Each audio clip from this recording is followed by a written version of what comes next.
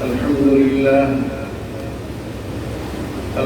لله نحمده ونستعينه ونستغفره ونؤمن به ونتوكل عليه ونعوذ بالله من شرور أنفسنا ومن سيئات أعمالنا من يهد الله فلا مضل له ومن يضلل فلا هادي له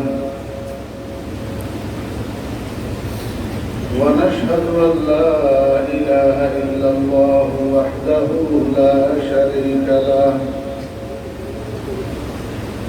ونشهد أن سيدنا ومولانا محمدا عبده ورسوله صلى الله تعالى عليه وعلى آله وأصحابه وبارك وسلم. أما بعد فأعوذ بالله من الشيطان الرجيم.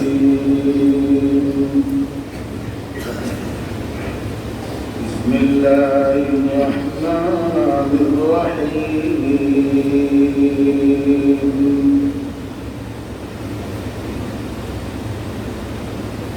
أولئك هم الوارثون الذين يرثون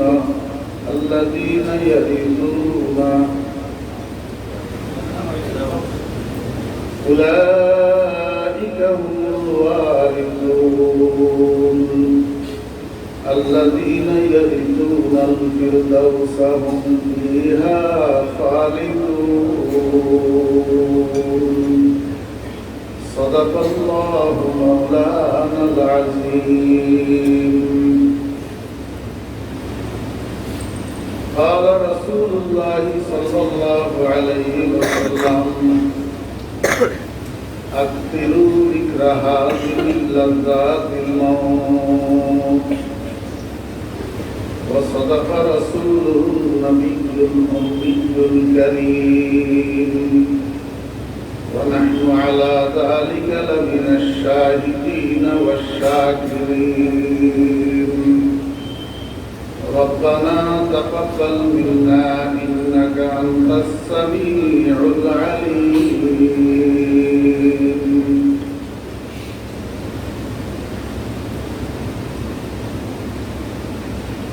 معزز مكرم حضرات علماء کرام,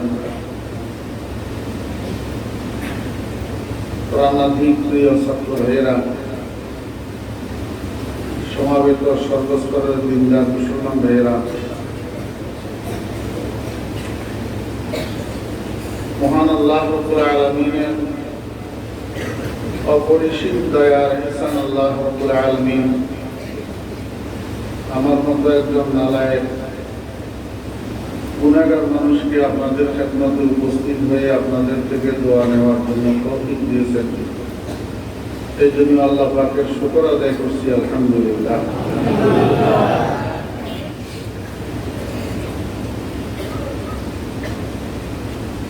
রাসূল আকরাম সাল্লাল্লাহু আলাইহি ওয়াসাল্লাম হাদিস শরীফের মধ্যে ইরশাদ করেছেন, আল মারউ মা'a মান আহাব।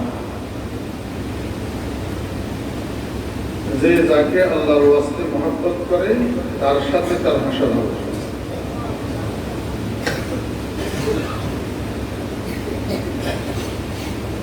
ঈশ্বরগঞ্জের বাইতুল কোরআন মাদ্রাসার পরিচালক হযরতুল হাজ হাফেজ আহমদ আলী সাহেব দামাত বারাকাতুহুল আলিয়া আমাকে মায়া করে। কেন মায়া করে সেটা উনি জানেন, আমি জানি। আর হাদিস শরীফের মধ্যে আছে, কেউ যদি কাউকে মহব্বত করে সেটা জানাই দেওয়া চাই। আমি রাসূল আকরাম সাল্লাল্লাহু আলাইহি ওয়াসাল্লামের এই হাদিসের উপরে আমল করার জন্য আমিও আমার নিজেরটা জানাইতেছি, যে ইন্নী উহিব্বুহু লিল্লাহ, আমার কাছে এই মানুষটাকে মহব্বত লাগে। আমি আমার বাপের মতো ওনাকে ইজ্জত করি এবং মহব্বত করি।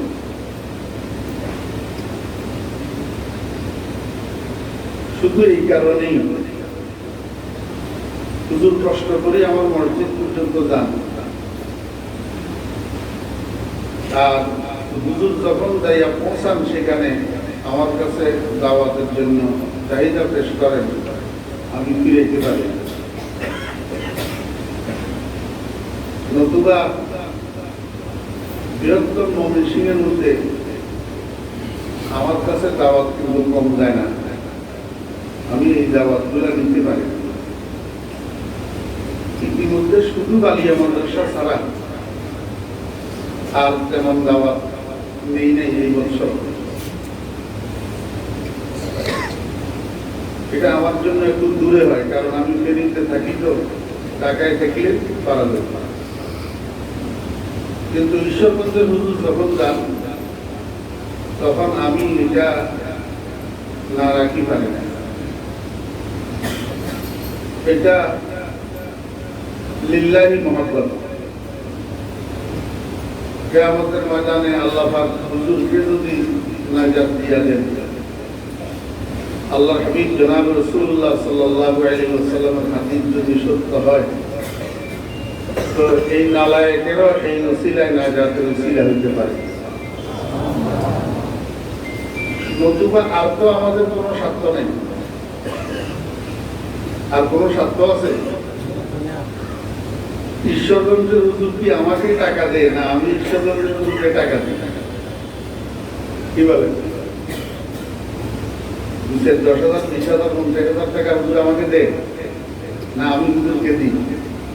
না আমাদের দুজনের একসাথে জমিন আছে, না একসাথে ব্যবসা বাণিজ্য, কিছু নেই। এইটার নাম হইল মুহাব্বত ফিল্লাহ। মান আহাব্বা লিল্লাহি ওয়া আবগাদা লিল্লাহ ফাকাদ ইসতাকমালাল ঈমান।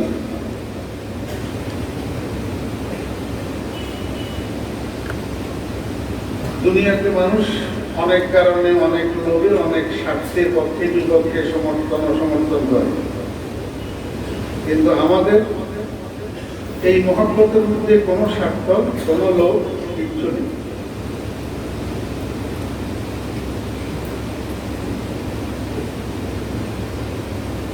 আল্লাহ পাকের শুকর, আলহামদুলিল্লাহ, আপনাদেরকে আল্লাহ পাক রব্বুল আলামিন আল্লাহর ঘর মসজিদের মধ্যে জীবনের কিছু মূল্যবান সময় একটা দ্বীনি মাহফিলের মধ্যে রাসূল আকরাম সাল্লাল্লাহু আলাইহি ওয়াসাল্লাম হযরত আবু হুরায়রা রাদিয়াল্লাহু আনহু বলেন, ইয়া আবু হুরায়রা, ইযা মারাতু বিরিয়াজিল জান্নাতি ফারতাহু। ক্বালা ওয়া মা রিয়াজুল জান্নাহ ইয়া রাসূলুল্লাহ? ক্বালা হিলাকুল যিকর আও কামা ক্বালা আলাইহিস সালাতু ওয়াসসালাম। আজকের এই মজলিসটা আল্লাহ পাকের স্মরণের মজলিস কিনা? এখানে আমরা কি করতেছি? আল্লাহ পাককে স্মরণ করতেছি, কেউ বলতেছি, কেউ শুনতেছি, মাঝে মধ্যে সবাই জিকির করতেছি, দরুদ শরীফ করতেছি, সুবহানাল্লাহ বলতেছি, আলহামদুলিল্লাহ বলতেছি, এটাই তো কাজ। এইটা জিকিরের হালকা না? এই জিকিরের হালকাকে রাসূলুল্লাহ সাল্লাল্লাহু আলাইহি ওয়াসাল্লাম বেহেশতের বাগান বলছেন। বেহেশতের বাগান, এই বেহেশতের বাগানে আল্লাহ পাক আমাদেরকে আসার, বসার, এখানে ফল খাওয়া। রাসূলুল্লাহ সাল্লাল্লাহু আলাইহি ওয়াসাল্লাম বলছেন, আবু হুরায়রা, তুমি যখন বেহেশতের বাগানের পাশ দিয়ে যাইবা তখন বেশি করে ফল খাও, ওই বাগানে বিচরণ করো। আবু হুরায়রা জিজ্ঞেস করলেন, ইয়া রাসূলুল্লাহ, কখন মরবো? কবরে থাকবো, হাসরের মাঠে উঠবো, হিসাব নিকাশ হবে, এরপরে বেহেশতে যাবো, বাগান দেখবো। এখানে বেহেশতের কি বাগান? রাসূলুল্লাহ সাল্লাল্লাহু আলাইহি ওয়াসাল্লাম বললেন, এখানেও বেহেশতের বাগান আছে, এটা হলো জিকিরের হালকা। যে মজলিসের মধ্যে আল্লাহ পাকের স্মরণ হয়, আল্লাহ পাকের ইয়াদ হয়। আল্লাহু আকবার। যেখানে আল্লাহ পাকের স্মরণ হয় সেখানে আল্লাহর ওলি থাকে। আল্লাহ কি থাকে ভাই? ওলি। ওলি আল্লাহ ওলি থাকে।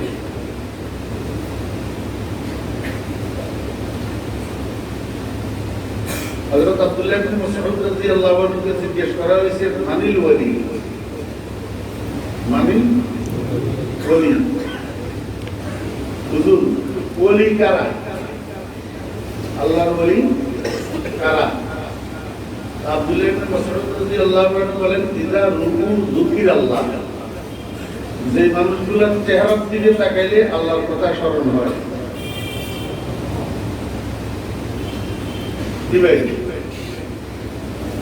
আমি দেখাই দেব না, আপনারা তাকাইয়া দেখেন এখানে এরকম লোক আসেনি যে মানুষের চেহারার দিকে তাকাইলে আল্লাহর কথা স্মরণ হয়। আছে না নাই? এরকম জিকিরের হালকার মধ্যে কেউ না কেউ আল্লাহ বলি থাকে। আল্লাহ বলি এই জিকিরের হালকাতে বেহেশতের বাগানে আল্লাহ পাক আমাদেরকে আসার বসার তৌফিক দিয়েছেন। যদি আল্লাহ পাক তৌফিক না দিতেন আমরা কেউ আসতে পারতাম না। এই তৌফিক দেওয়ার অর্থ বুঝেছি? এই তৌফিক দেওয়ার অর্থ হলো মানুষ যেগুলাকে আল্লাহ পাকের পছন্দ হয়েছে সেগুলার প্রত্যেকের গলার মধ্যে একটা একটা মহব্বতের রশি লাগাইছে।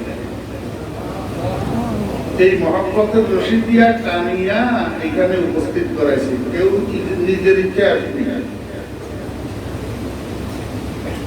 रिश्ता-ए दरगर्दनम अफगंदा दोस्त, रिश्ता-ए दरगर्दनम अफगंदा दोस्त, मीवर अधर जाके खातिर खाहे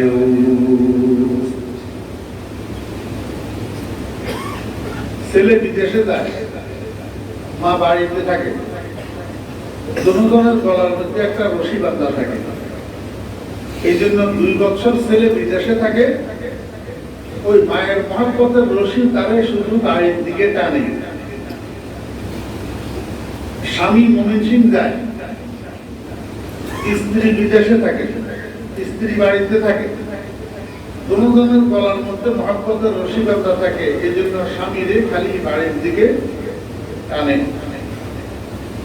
দুনিয়াতে কিছু কিছু মানুষ আছে এদের গলার মধ্যে আল্লাহর মহব্বতের রশি বাঁধা থাকে, এই জন্য ফাঁসওয়াক্ত এই রশি তাদেরকে মসজিদের দিকে টানে।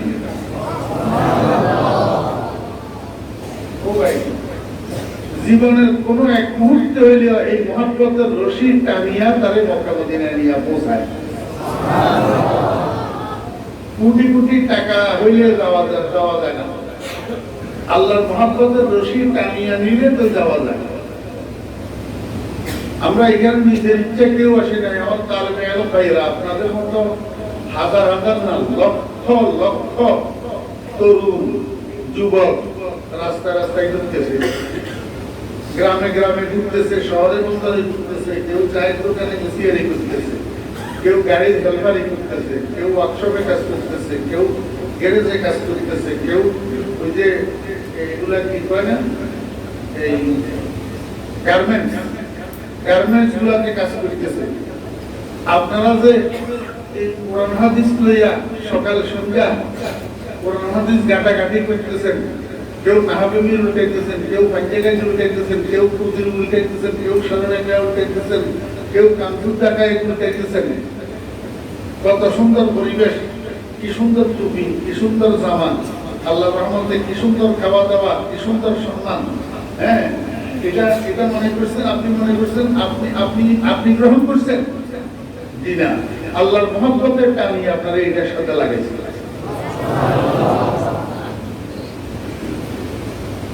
إذا أراد الله بعبد خيرا استعمله الله. قالوا كيف استعمله الله يا رسول الله؟ قال يوفقه الله للعمل الصالح قبل الموت. قال رسول الله صلى الله عليه وسلم من يريد الله به خيرا يفقهه في الدين. العلم نور مقتبس من مشكاة مصابيح رسول الله صلى الله عليه وسلم جعله الله في قلوب عباده ইন কানা বিওয়াসিতাতিল বাশার ফাকাসাবিয়্যুন ওয়া ইল্লা ফালা দুনিন। যে কলবকে আল্লাহ পাক রব্বুল আলামিন ইলমের জন্য ইন্তেখাব করছে, ইস্তেফা করছে, আল্লাহ পাক সেই কলবের মানুষগুলোকে গলায় মহব্বতের রশি লাগাইয়া মাদ্রাসায় আনি ঢুকাইছে, সবগুলোরে ঢুকায় নাই।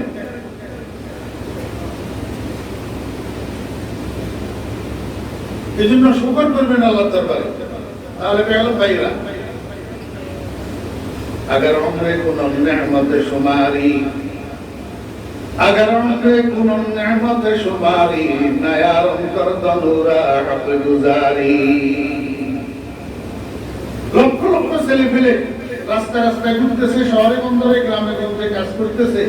আমাকে আপনাকে আল্লাহ পাক কোরআন হাদিসের সাথে, কোরআন কিতাবের সাথে আনি লাগাইছে যে কিয়ামত পর্যন্ত যদি হায়াত পান আর গোটা হায়াত যদি সিজদায় পড়ে কাটাইয়া দেন, তারপরেও তো শুকর দেন।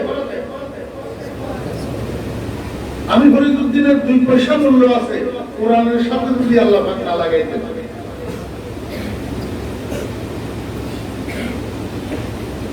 এই জন্য ভোর রাত্রে 4টার সময় ঘুম থেকে উঠি, কমপক্ষে 4 রাকাত তাহাজ্জুদের নামাজ পড়ি, আল্লাহর দরবারে বসে বসে কেন্দ্রে बतराए दानिश के बख्शी दीजे पेश मुत्तसिल करता बदरिया हाय है। या अल्लाह, তোমার ইলমের অপূর্ণ সমুদ্র, আমার জরফটা ছোট, পাত্রটা ছোট, তুমি যদি এই পাত্রের মুখে তোমার ইলমের অপূর্ণ সাগরের সাথে লাগাইয়া না দাও, তো আমার এই কলম ইলম ধারণ করার উপযুক্ত না। দয়া করে তুমি আমাকে সেই সাগরের থেকে একটা ফোঁটা হইলেও দান করো। একদিন চোখের পানি ফেলবেন, একটা ফোঁটা চোখের পানি যদি কবুল হয় তো কোন সময় ইস্তেদাদ হয়ে যাবে, কিভাবে মালুমাত আসি যাবে আপনি কল্পনাও করতে পারবেন না। এত কথা, এত ইলম, এত জুজিয়াত, এত মালুমাত মানুষ বিলেখতিয়ার ইস্তেহজা করতে পারে না যদি রহমত খুদাবন্দি শামিলে আল্লাহ। যালিকা ফাদলুল্লাহ ইউতিহি মান ইয়াশা।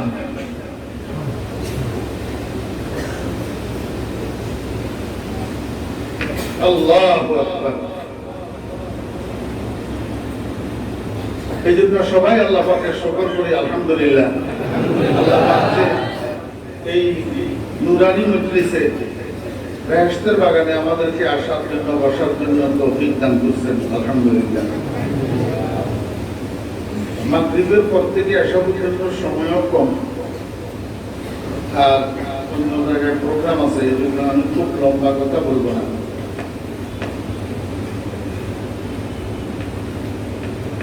আল্লাহ পাক রব্বুল আলামিন কোরআন শরীফের মধ্যে ইরশাদ করেন, উলাইকা হুমুল ওয়ারিসুন, তারাই ওয়ারিস। ওয়ারিস মানে উত্তরসূরি, যে মরে যাওয়া মানুষের রেখে যাওয়া সম্পদের মালিক হয় তাকে বাংলায় বলে উত্তরসূরি, আর আরবিতে বলে ওয়ারিস। যে সম্পদ রেখে যায় সেটাকে বলা হয় মিরাস, আর যে সম্পদ রেখে মরে যায় তাকে বলে মুরিস।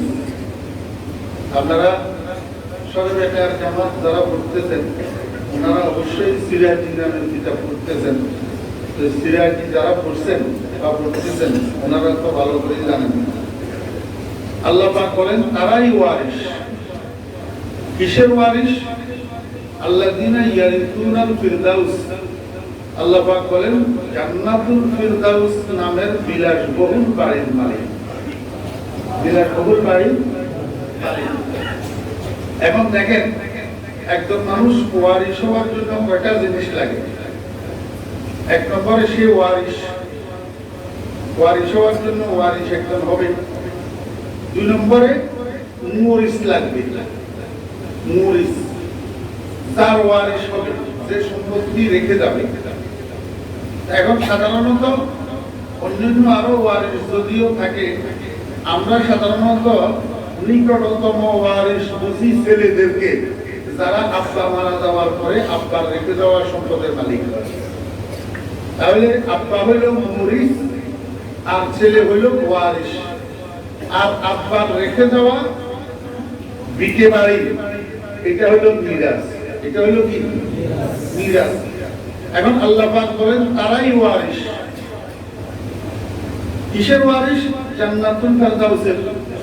তাহলে মরিস কে? মরিস ছাড়া তো মিরাস পায় না, আর মিরাস ছাড়া ওয়ারিস পায় না। মিরাস যদি জান্নাতুল ফেরদাউস পায়, তাহলে মরিস কে? মরিস হলো আমাদের সমস্ত বনি আদমের আব্বা হযরতে আদম আলা নবিয়িনা ওয়া আলাইহিস সালাতু ওয়াস সালাম। তাহলে জান্নাতুল ফেরদাউস নামের ওই বিলাসবহুল বাড়ির মালিক হলো আমাদের আব্বা, আমাদের আব্বা হযরত আদম আলাইহিস সালাম। সেই হিসাবে আমরা বাপের বাড়ির ওয়ারিস। বাপের বাড়ির ওয়ারিস। ওয়ারিস যে অস্থায়ী ওয়ারিস না। দুনিয়াতেও মানুষ বাপের বাড়ির ওয়ারিস হয়, কিন্তু কয়দিন পরে বাড়ি থাকি যায়, ওয়ারিস নিজে চলে যায় কবরে। আল্লাহ পাক বলেন না ওইখানে এরকম নাই, হুম ফিহা খালিদুন। একবার যদি তুমি ওই একটা বিলাসবহুল বাড়ির মালিক হতে পারো, আর কোনদিন সেই বাড়ি থেকে তোমাকে উচ্ছেদ করা হবে না। এখন জানার বিষয় হলো এরা কারা? যাদের সম্পর্কে আল্লাহ পাক বলেন তারাই ওয়ারিস বাপের বাড়ি জান্নাতুল ফেরদাউসে। আল্লাহ পাক বলেন ওই সমস্ত মানুষ যারা চিরস্থায়ীভাবে বিজয়ী। চিরস্থায়ীভাবে বিজয়ী। আফলাহা, আফলাহা। ভাই এখন তো আমার এগুলো তাফসীর বলার সময়ও নাই, আর এটা তাফসীর মাহফিলও না। মাল ফারকু বাইনাল ফাওজান ওয়াল ফালাহ। ফাইজুন মানিও কামিয়াব, আর মুফলিহুন মানিও কামিয়াব। দুজন বিজয়ী, দুটোর মধ্যে ফরক আছে। আল্লাহু আকবার। আল্লাহ পাক বলেন কাদ আফলাহা, কামিয়াব, বিজয়ী কারা? আল্লাযিনা ইয়ারিসুনাল ফিরদাউস, যারা জান্নাতুল ফেরদাউসের ওয়ারিস হবে। জান্নাতুল ফেরদাউসের ওয়ারিস হবে। তারা কারা? আল মুমিনুন, তারা ঈমানদারগণ। তারা ঈমানদারগণ।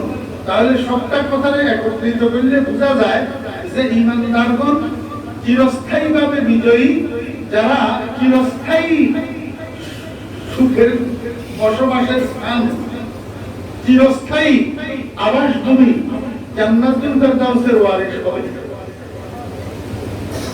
ঈমানদারগণ। তাহলে ঈমানদারগণ জান্নাতুল ফেরদাউসের ওয়ারিস হইয়া বিজয়ী হবে, কামিয়াবি হাসিল করবে। শর্তে না বিনা শর্তে? শর্তে। বিনা শর্তে না, শর্ত আছে। কি শর্ত? আল্লাহু আকবার। তাদেরকে তিনটা গুণ অর্জন করতে হবে। কয়টা গুণ? তিনটা গুণ। এক নম্বর গুণের নাম হলো তাআল্লুক মা আল্লাহ। দুই নম্বর গুণের নাম হলো ইসলাহে নফস। তিন নম্বর গুণের নাম হলো আদায়ে হুকুকুল ইবাদ। এই তিনটা গুণ অর্জন করতে পারলে তো এই ঈমানদার কামিয়াবি অর্জন করতে পারবে বাপের বাড়ির ওয়ারিস হইয়া। কয়টা গুণ? তিনটা গুণ। এক নম্বর গুণ তাআল্লুক মা আল্লাহ। তাআল্লুক মা আল্লাহ মানে কি? আল্লাহ পাকের সাথে সুসম্পর্ক তৈরি করা এবং এই সুসম্পর্ক মৃত্যু পর্যন্ত ধরে রাখা। আল্লাহ পাকের সাথে সুসম্পর্ক তৈরি করা এবং এই সুসম্পর্ক মৃত্যু পর্যন্ত ধরে রাখা। এখন প্রশ্ন হলো, আমি আমার বাপের বাড়ির ওয়ারিস হব, আরেকজনের সাথে সুসম্পর্ক তৈরি করতে হবে কেন? এই কথাটা একটা উদাহরণ দিলে বুঝতে। ঈশ্বরগঞ্জ বাজারে 30 বছর আপনার আব্বা একটা দোকান করছে। 30 বছর পরে হঠাৎ একদিন হার্ট অ্যাটাক করে উনি 5 মিনিটের মধ্যে মরে গেছে। এখন আব্বাকে দাফন করার পরে 3 দিন শোক পালন করছেন। শোক পালন করার পরে চতুর্থ দিন ঘরের থেকে চাবি ছড়াটা লইয়া আপনি গেছেন দোকান খোলার জন্য। যেহেতু আপনি আপনার আব্বার ওয়ারিস, সেহেতু আপনার আব্বার রেখে যাওয়া ব্যবসার হাল আপনাকে ধরতে হবে, দোকান আপনাকে করতে হবে। তা আপনি চাবি নিয়ে ঘর থেকে গেছেন দোকান খোলার জন্য, যাইয়া দেখেন দোকানের শাটারে আপনার আব্বার লাগানো তালার সাথে আরো 2টা নতুন তালা লাগানো আছে, যেগুলার চাবি আপনার কাছে নেই। তো ফাঁসের দোকানদারকে জিজ্ঞেস করলেন, ভাই আমাদের দোকানে এই নতুন তালাগুলা লাগাইলো কে? অমুকে লাগাইছে। তা আপনি অমুকের বাড়িতে গেলেন, যাইয়া জিজ্ঞেস করলেন, আঙ্কেল আমাদের দোকানে নতুন তালা লাগাইছে কে? আমি লাগাইছি। কেন আপনি আমাদের দোকানে তালা লাগাইলেন? বলে, আমি যেহেতু দোকানের মূল মালিক, তোমার আব্বা ছিল দোকানের ভোগ দখলকারী মালিক, ভাড়াটিয়া মালিক, আমি হলাম দোকানের মূল মালিক। আমার দোকানটা তোমার আব্বা যেহেতু ভালো মানুষ ছিলেন, ভদ্রলোক ছিলেন, এই জন্য অল্প টাকায় 30 বছর পর্যন্ত আমি তার কাছে ভাড়া দিয়ে রাখছি। বাবারে সত্যি কথা হলো, তোমার চাল চলন কথাবার্তা আচার আচরণ আমার কাছে ভালো লাগে না, এই জন্য আমি সিদ্ধান্ত নিয়েছি তোমার কাছে আমি আর আমার দোকান ভাড়া দেব না।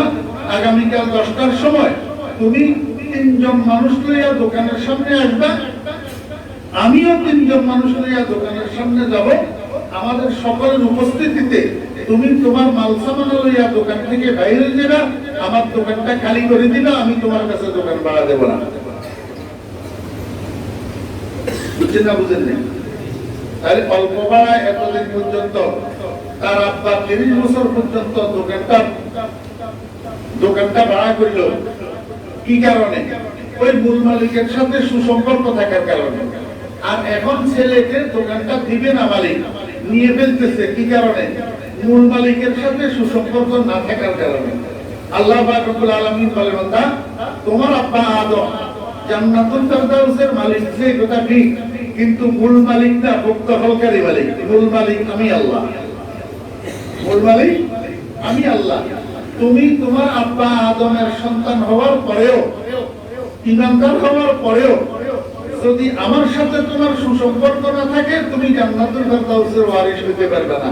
এই জন্য জান্নাতুল ফেরদাউসের ওয়ারিস হওয়ার পূর্ব শর্ত হলো আমি আল্লাহ মূল মালিকের সাথে তোমার 60-70 বছরের জীবনভর চেষ্টা করিয়া আমার সাথে একটা সুসম্পর্ক তুমি গড়ে তুলবা, আর এই সুসম্পর্কটাকে মৃত্যু পর্যন্ত ধরে রাখবা। আমার সাথে সুসম্পর্ক থাকা অবস্থায় তুমি মৃত্যুবরণ করিবা। কথা বুঝেন নাই? ও ভাইয়েরা, মুস্তাহাব, আল্লাহ পাক আমাদেরকে হেফাজত করেন। যেই মানুষ মরার সময় আল্লাহর সাথে সুসম্পর্ক না থাকা অবস্থায় মরে, এই মরণ শিয়াল কুকুরের মরণের চেয়েও খারাপ। এটার নাম হলো তাআল্লুক মা আল্লাহ। এটার নাম কি? তাআল্লুক মা আল্লাহ। এরপরে হবে ইসলাহে নফস। 2 নম্বর গুণ অর্জন করতে হবে ইসলাহে নফস। তালবে আলম ভাইরা ভালো করে বুঝেন, এইখানে নফস শব্দের অর্থ হলো খুদ। নফস শব্দের অর্থ কি? খুদ মানে নিজে।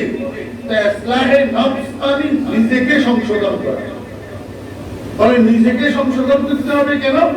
নিজেকে সংশোধন করতে হবে এই জন্য, পাপ যত বড় কিছু হোক না কেন, আর যত বড় মানুষের সুপারিশ হোক না কেন, নিজে যদি অনুপযুক্ত হয় পাপের পরিচয়ে কিছু হয় না।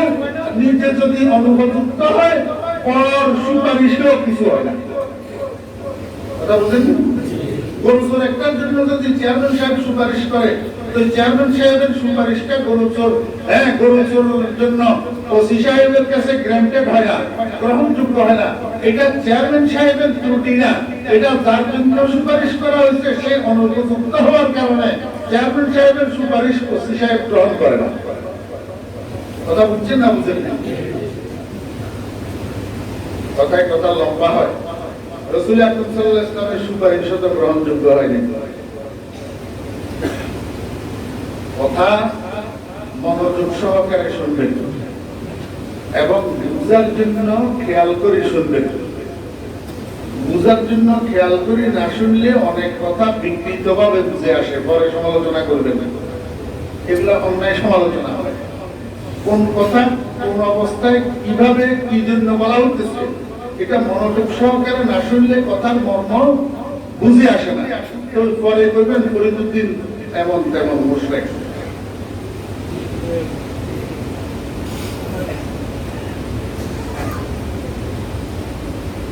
রাসূল আকরাম সাল্লাল্লাহু আলাইহি ওয়াসাল্লামের সুপারিশও গ্রহণযোগ্য হয় নাই কার কাছে? আল্লাহর কাছে। গ্রহণযোগ্য হয় নাই। আপনারা আমরা যে জানাজার নামাজ পড়ি এটা কি সুপারিশ না? জানাজার নামাজ এটা কি? اللهم اغفر لحينا وميتنا وشاهدنا وغائبنا اللهم اغفر اي الله ক্ষমা করুন। সুপারিশ না? রাসূল আকরাম সাল্লাল্লাহু আলাইহি ওয়াসাল্লাম এই সুপারিশ করছিল তার জন্য আব্দুল্লাহ ইবনে উবাই ইবনে সালুলের জন্য। রাইসুল মুনাফিকিন আব্দুল্লাহ ইবনে উবাই ইবনে সালুল লম্বা ঘটনা। রাসূলুল্লাহ সাল্লাল্লাহু আলাইহি ওয়াসাল্লাম জানাজা পড়ছে না? জানাজা পড়ছে তো জানাজার মধ্যে এই মুনাফিকের জন্য রাসূলুল্লাহ সাল্লাল্লাহু আলাইহি ওয়াসাল্লাম সুপারিশ করছে না?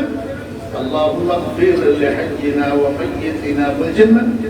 আপনি সালামটা ফিরে আসারেন নাই। আসসালামু আলাইকুম ওয়া রাহমাতুল্লাহ, আসসালামু আলাইকুম ওয়া রাহমাতুল্লাহ। জিবরাইল আলাইহিস সালাম ওহী দিয়ে হাজির। কি কয়? লা ইয়াগফিরুল্লাহু লাহুম ওয়া ইন তাস্তাগফির লাহুম 70 মাররা।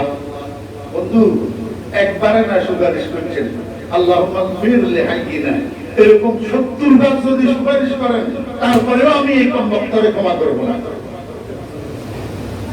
হযরত উলামায়ে কেরাম আছে জিজ্ঞাসা গ্রহণযোগ্য হয়েছে? এতে কি রাসূলুল্লাহ সাল্লাল্লাহু আলাইহি ওয়াসাল্লামের ত্রুটি ছিল? না, যার জন্য সুপারিশ করা হয়েছে সে অনুপযুক্ত। সে কি অনুপযুক্ত? এই জন্য যত কিছু হইতে হয়, যত কিছু পাইতে হয়, নিজেকে উপযুক্ত করতে হয়।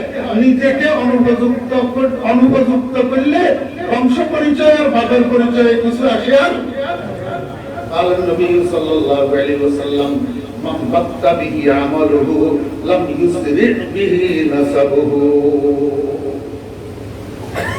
খুদ হযরত ফাতেমা রাদিয়াল্লাহু আনহা রাসূল আকরাম সাল্লাল্লাহু আলাইহি ওয়াসাল্লাম এই কথা ইয়া ফাতেমা আনকিযি নাফসাকি মিনান নার, তোমাকে তুমি জাহান্নামের আগুনের থেকে হেফাজত করো, তোমাকে তুমি জাহান্নামের আগুনের থেকে বাঁচাও। আমার পরিচয় তুমি রাসূলের বেটি, এটাই তোমাকে জাহান্নামের আগুন থেকে বাঁচাবে না। আমার কথা না নবীজির কথা। তাহলে নিজেকে কি বানাইতে হবে? উপযুক্ত বানাইতে হবে। নিজেকে উপযুক্ত বানাইতে হলে নিজের অশোভনীয়, অযাচিত, অন্যায্য যে সমস্ত অভ্যাস নিজের ভিতরে আছে এগুলাকে সংশোধন করতে হবে। কি করতে হবে? সংশোধন করতে হবে, ইসলাহ করতে হবে। এটার নাম হলো ইসলাহে নফস, অর্থাৎ নিজেকে সংশোধন করা। কয় নম্বর গুণ? 3 নম্বর গুণ হলো আদায় হুকুকুল ইবাদ। মৃত্যুর আগে আমার জীবন যাপনের সাথে সংশ্লিষ্ট সম্পৃক্ত যত মানুষ আছে, পারিবারিকভাবে, সামাজিকভাবে, অর্থনৈতিকভাবে, ব্যবসায়িকভাবে, রাজনৈতিকভাবে আমার জীবন যাপনের সাথে যত মানুষ সংশ্লিষ্ট আছে, এদের কোনো অধিকার, এদের কোনো হক, এদের কোনো পাওনা আমার উপরে আছে কিনা, যদি থাকে মৃত্যুর আগে এটা পরিশোধ করে নিতে হবে। পরিশোধ করে করতে হবে। কয়টা গুণ হইল? 3টা গুণ। আল্লাহ পাক রব্বুল আলামিনকে জিজ্ঞেস করলাম, মাওলাই করিম এই 3টা গুণ আমার মধ্যে কিভাবে নিয়ে আসবো, আপনি একটু পদ্ধতি বর্ণনা করে দিন।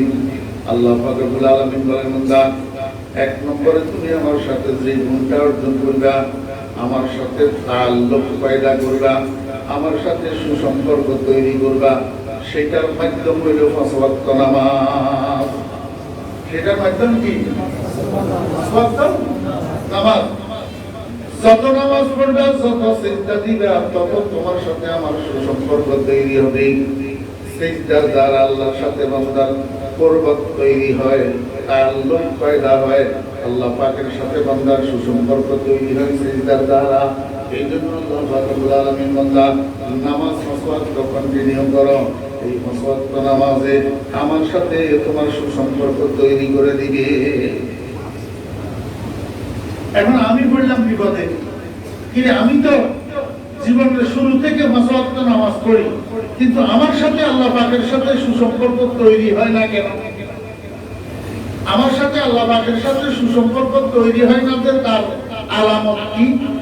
আমার সাথে আল্লাহ পাকের সাথে সুসম্পর্ক তৈরি হয় না, তার আলামত আমি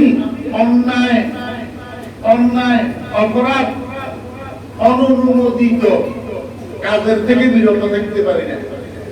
যদি নামাজে আমার সাথে আল্লাহর সাথে সুসম্পর্ক তৈরি করে দিত তো তানহা আনিল ফাহশাই ওয়াল মুনকার হতো। এই তানহা আনিল ফাহশাই ওয়াল মুনকার হয় না যে বুঝা গেল নামাজে তাআল্লুক আল্লাহ পয়দা হয় না।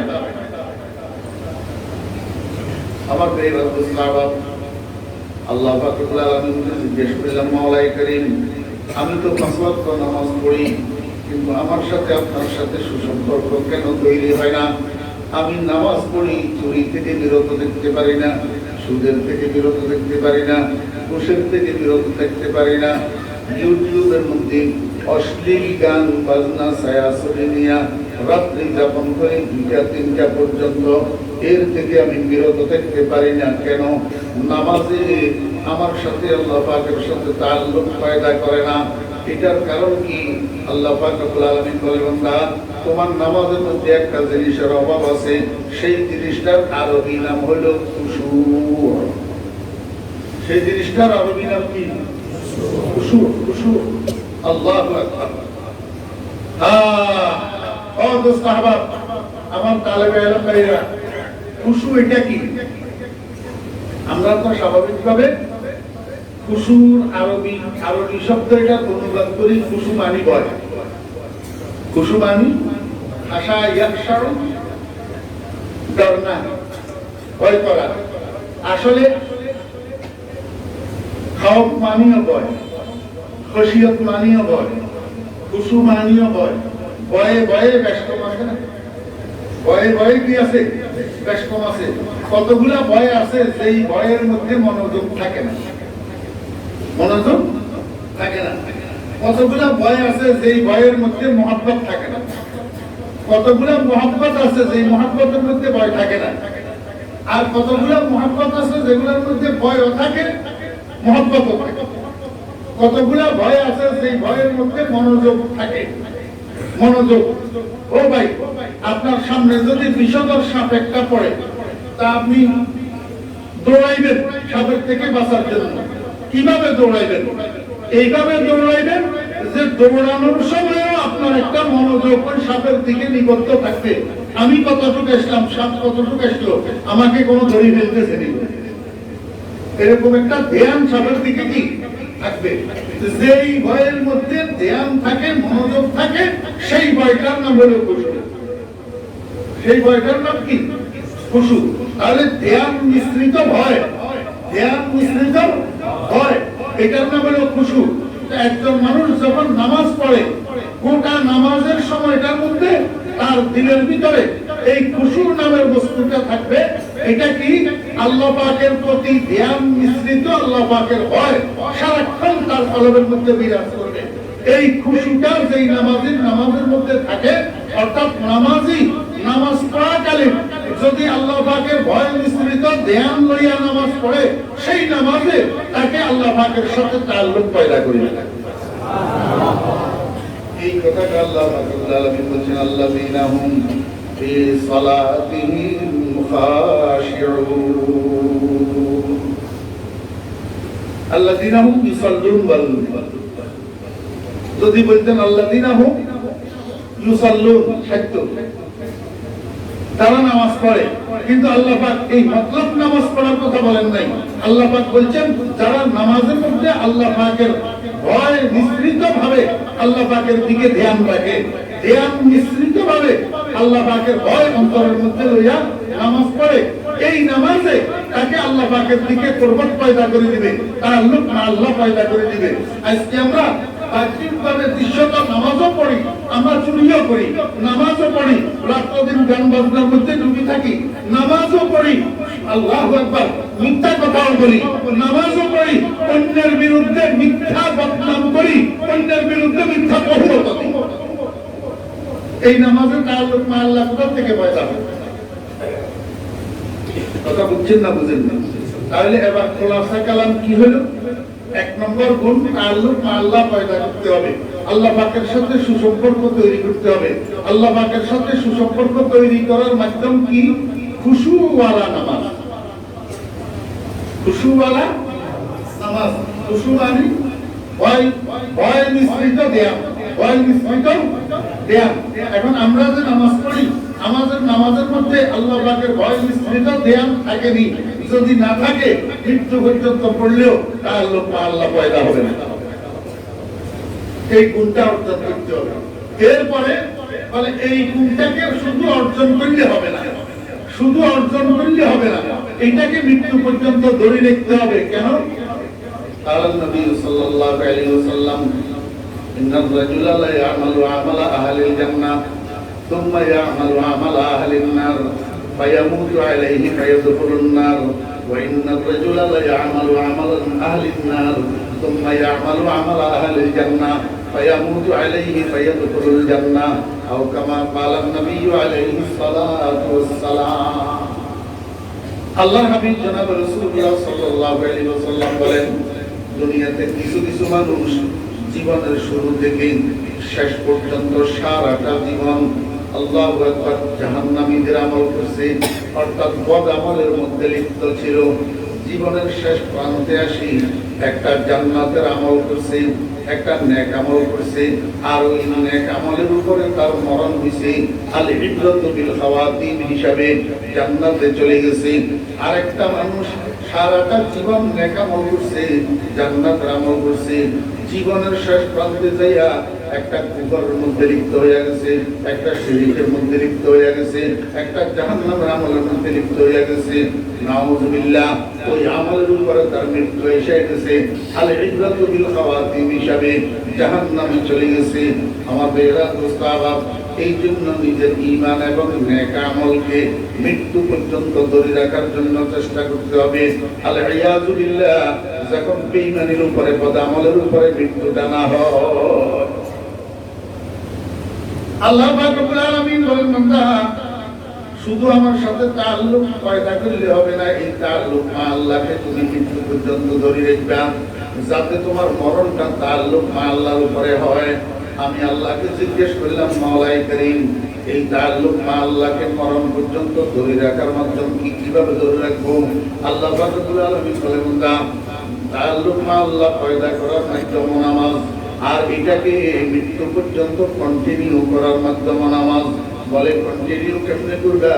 একটু সামনে যাই আল্লাহ পাক রব্বুল আলামিন বলেন, ওয়াল্লাযীনা হুম আলা সালাওয়াতিহিম ইউহাফিজুন। বান্দা ফজরের নামাজ পড়লে তোমার সাথে তাআল্লুক মা আল্লাহ পয়দা হলো, যোহর পর্যন্ত তাআল্লুক মা আল্লাহ রইল। আবার যোহরের নামাজ পড়লে তাআল্লুক মা আল্লাহ রিনি হইল, আসর পর্যন্ত রইল। আবার আসরের নামাজ পড়লে তাআল্লুক মা আল্লাহ রিনি হইল, মাগরিব পর্যন্ত রইল। মাগরিবের নামাজ পড়লে তাআল্লুক মা আল্লাহ রিনি হইল, এশা পর্যন্ত রইল। এশার নামাজ পড়ি ঘুমাইলে ফজর পর্যন্ত তাআল্লুক মা আল্লাহ রইল। 24 ঘন্টা তাআল্লুক মা আল্লাহর মধ্যে তুমি আবদ্ধ রইলা। এই 24 ঘন্টার যে কোনো সময় মৃত্যু আসবে, তাআল্লুক মা আল্লাহর উপরে মরণ হবে। যদি মাগরিবের নামাজটা পড়লে এশা পর্যন্ত তাআল্লুক মা আল্লাহ রইল, এশার নামাজটা না পড়িয়া যে ঘুমাইলা, এই এশা থেকে ফজর পর্যন্ত তাআল্লুক মা আল্লাহটা মন কাছে হয়ে গেছে, কাটা হয়ে গেছে। এই অবস্থায় যদি তোমার মরণ আসে, তাআল্লুক মা আল্লাহর উপরে মরণ হবে না। এই জন্য তাআল্লুক মা আল্লাহ মরণ পর্যন্ত ধরে রাখতে হইলে 5 ওয়াক্ত নামাজকে কন্টিনিউ করবা। শুক্রবারে জুমার নামাজ পড়লা, মাঝখানে 5 ওয়াক্ত নামাজ পড়লা না, আগামী শুক্রবারে আবার জুমার নামাজ পড়লা। এই সপ্তাহের মাঝখানে তোমার সাথে তাআল্লুক মা আল্লাহ নাই, এই তাআল্লুক মা আল্লাহর উপরে তোমার মরণ হইল না। তাআল্লুক মা আল্লাহ না থাকার উপরে তোমার মরণ হইয়া গেল। আল্লাহ পাক রব্বুল আলামিন বলেন, বান্দা 1 নম্বর গুণ যেটা তুমি অর্জন করবা সেটা হলো তাআল্লুক মা আল্লাহ। এই তাআল্লুক মা আল্লাহকে নামাজকে কন্টিনিউ করার মাধ্যমে মৃত্যু পর্যন্ত ধরে রাখতে হবে, তবেই তুমি হইবা উলাইকা হুমুল ওয়ারিসুন। আমার ভাইরা বুঝতাবা, 2 নম্বর গুণ যেটা আমাদের অর্জন করতে হবে এটা হলো ইসলাহে নফস। নিজেকে সংশোধন করতে হবে। নিজেকে সংশোধন কিভাবে করবো? রব্বুল আলামিনকে জিজ্ঞেস করলাম, মাওলা আমি আমাকে কিভাবে সংশোধন করব? আমার আল্লাহ পাক আমাকে বলেন, বান্দা তোমার 3.5 শরীরের মধ্যে 3টা অঙ্গ আছে, গুরুত্বপূর্ণ অঙ্গ। এই তিনটা অঙ্গকে যদি সংশোধন করতে পারো তো তুমি কমপ্লিট সংশোধিত হয়ে যাবে, তোমার কমপ্লিট ইসলাম হয়ে যাবে। একটা অঙ্গ হলো তোমার লিসান, বাক শক্তির মেশিন, তোমার জিহ্বা। আর একটা অঙ্গ হলো তোমার 3.5 শরীরের হেডকোয়ার্টার, আসমাতুল জিসম, এই শরীরের রাজধানী তোমার কলব। আর একটা অঙ্গ হলো তোমার যৌনাঙ্গ, তোমার লজ্জাস্থান। এই তিনটা অঙ্গকে যদি তুমি সংশোধন করতে পারো তাহলে তুমি কমপ্লিট ইসলাম হয়ে যাবে। জান্নাতুল ফেরদাউসের ওয়ারিশ হইতে তোমার জন্য আর কোনো বাধা থাকবে না। কয়টা অঙ্গ? তিনটা অঙ্গ। আল্লাহ পাক রব্বুল আলামিনকে জিজ্ঞেস করলাম, মাওলা আমার জিহ্বাটাকে, আমার বাক শক্তির পেশিটাকে কেমনে সংশোধন করব? আল্লাহ পাক রব্বুল আলামিন বলেন, ওয়াল্লাযীনা হুম আনিল লাগবি মুরিদুন। ও তালিবে ইলমেরা, লাগব কাকে বলে? লাগব বলা হয় অনর্থক কাজ আর অনর্থক কথাকে। অনর্থক কাজ আর অনর্থক কথা, যেই কথার দ্বারা, যেই কাজের দ্বারা দুনিয়ারও কোনো লাভ নাই, আখিরাতেরও কোনো লাভ নাই। দুনিয়ারও কোনো ফায়দা নাই, আখিরাতেরও কোনো ফায়দা নাই, এগুলো হলো অনর্থক। যদি জাওয়ারিহের দ্বারাই হয়, আযার দ্বারা হয়, সেগুলো হলো অনর্থক কাজ। আর জিহ্বার দ্বারা হলে সেগুলো হলো অনর্থক কথা। আল্লাহ পাক রব্বুল আলামিন বলেন, বান্দা তোমার জিহ্বাটাকে সংশোধন করবে কিভাবে? যত অনর্থক বেফায়দা নিষ্প্রয়োজনীয় কথা আছে এগুলা থেকে তুমি নিজেকে বিরত রাখো, তুমি বিরত থাকো।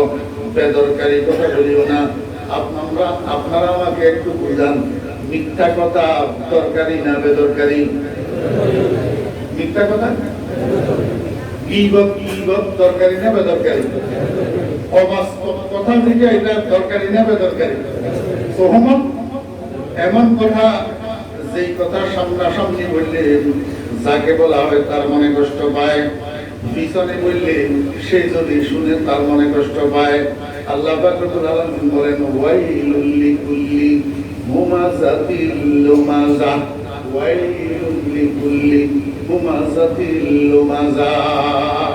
ও বেরা মুস্তাবা, আমি আমার কথা বলতেছি। আমি ফরিদউদ্দিনকে মানুষ আলেম বলে, আমি ফরিদউদ্দিনকে মানুষ মুহাদ্দিস বলে, কিন্তু আমি আমার জিহ্বাটাকে সংশোধন করতে পারলাম না।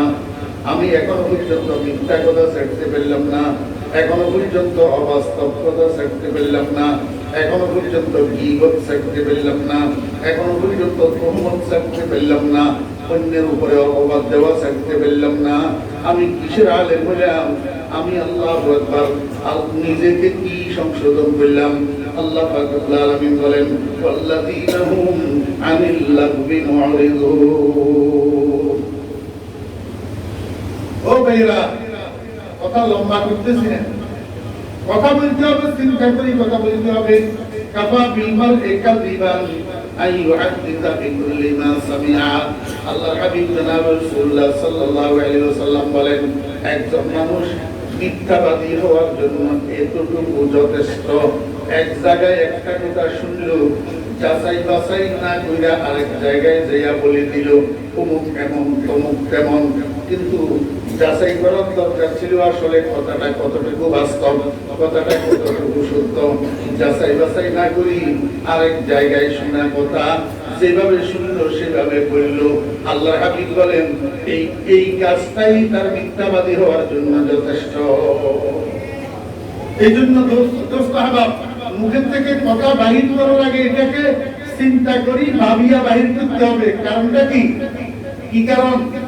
আল্লাহ পাক রব্বুল আলামিন বলেন, বান্দা দেখো না তুমি, তোমার এখন পকেটের মধ্যে রেকর্ডার, মোবাইলের মধ্যে রেকর্ডার আছে, আল্লাহ বলবা সিসিটিভির ভিতরে রেকর্ডার। তুমি কথা বলতেছো, খেয়ালও করো নাই সেখানে সিসিটিভি লাগানো। আরেকজনের পাশে দিয়ে মোবাইলে ভয়েস রেকর্ডার অন করে বসে রয়েছে, তুমি খেয়াল করো নাই। যা বলছো তা রেকর্ড হয়ে গেছে। আমি ফরিদউদ্দিন জানি না, আমি যে এখন বয়ান করতেছি কত শত মোবাইলে আমার কথাগুলা রেকর্ড হয়ে যেতেছি, আমি জানি না। ও দোস্ত আহবাবেরা, আল্লাহ পাক রব্বুল আলামিন বলে, বান্দা তুই গাদানি, যদি দুনিয়ার মানুষ তোর অজান্তে তোর অগোচরে তোর কথাগুলোকে এরকম রেকর্ড করতে পারে। আমি আল্লাহ কোন রেকর্ডের ব্যবস্থা বুঝি রাখি নাই। মা ইয়ালফিযু মিন কাওলিন ইল্লা লাদাইহি রাকীবুন আতীদ। সাবধান, কথা যেটা বলতেছ এটাকে কিয়ামতের ময়দানে সাব্যস্ত করতে পারবে কিনা। তোমরা সব মানুষের জন্য, ও দোস্ত বাবা, আমি আমার কথা বলতেছি, আমি ফরিদউদ্দিনের জন্য আল্লাহ পাকের আদালত আছে না নাই?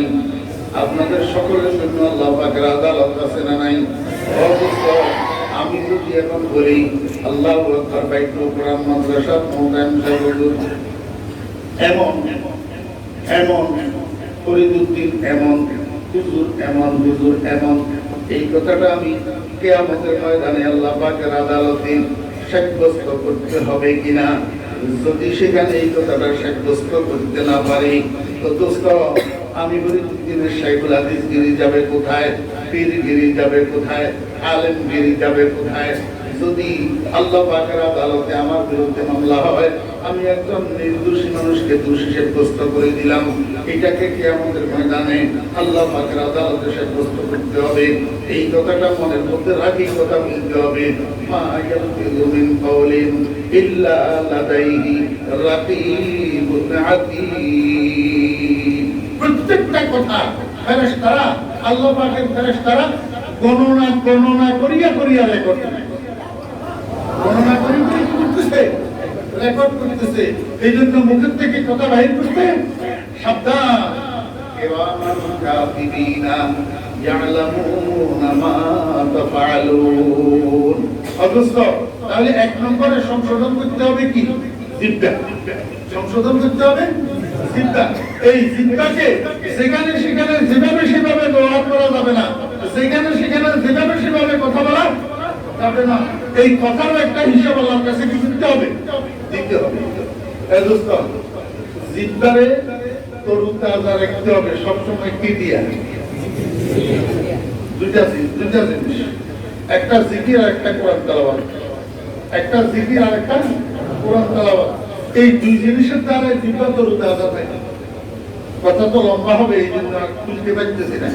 হ্যাঁ, দুই জিনিসের দ্বারা জিহ্বা তরুতাজা থাকে। এই জিকিরের দ্বারা আর কোরআন তেলাওয়াতের দ্বারা জিহ্বাকে সবসময় তরুতাজা রাখতে হবে। তো এই জিহ্বা দিয়ে আর গীবত বাইর হবে না, তোহমত বাইর হবে না। আল্লাহু আকবার। দুই নম্বর কলব। এটাই শরীরের হেডকোয়ার্টার, রাজধানী। আল্লাহ হাবিব জনাব রাসূলুল্লাহ সাল্লাল্লাহু আলাইহি ওয়াসাল্লাম ইরশাদ করেছেন, হে দুনিয়ার মানুষেরা, তুমি যত ভালো করো, যত মন্দ করো, সবগুলা আল্লাহু আকবার উৎপাদন কেন্দ্র হইল কলব। প্রথমে এইখানে উৎপাদন হয়, এখান থেকে উৎপাদন হইয়া দেমাগের মধ্যে যায়, দেমাগের থেকে এইবার চোখের মধ্যে আসে, কানের মধ্যে আসে, মুখের মধ্যে আসে, হাতের মধ্যে যায়, পায়ের মধ্যে যায়। সেখান থেকে নেক আমলগুলা বাস্তবায়িত হয় অথবা গুনাহগুলা বাস্তবায়িত হয়। উৎপাদন ক্ষেত্র হইল তোমার কলব। এই জন্য আল্লাহর হাবিব বলেন, ইজা সালুহাত সালুহাল জাসাদু কুল্লুহু ওয়া ইজা ফাসাদাত ফাসাদাল জাসাদু কুল্লুহু। এই জন্য কলবটাকে সংশোধন করো, কলবটাকে কি করো? সংশোধন করো। ও বেরা মুস্তাবা, গুনাহ করতে করতে কলবের মধ্যে রোগে ধরে। কলবের মধ্যে কি ধরে? রোগে ধরে। শরীরে যেরকম চিকিৎসা করা লাগে, কলবকে এরকম চিকিৎসা করা লাগে। এই কলবকে চিকিৎসা করাটা হইল কলবের ইসলাহ করা, কলবকে চিকিৎসা করা হইল কলবকে সংশোধন করা। আল্লাহু আকবার।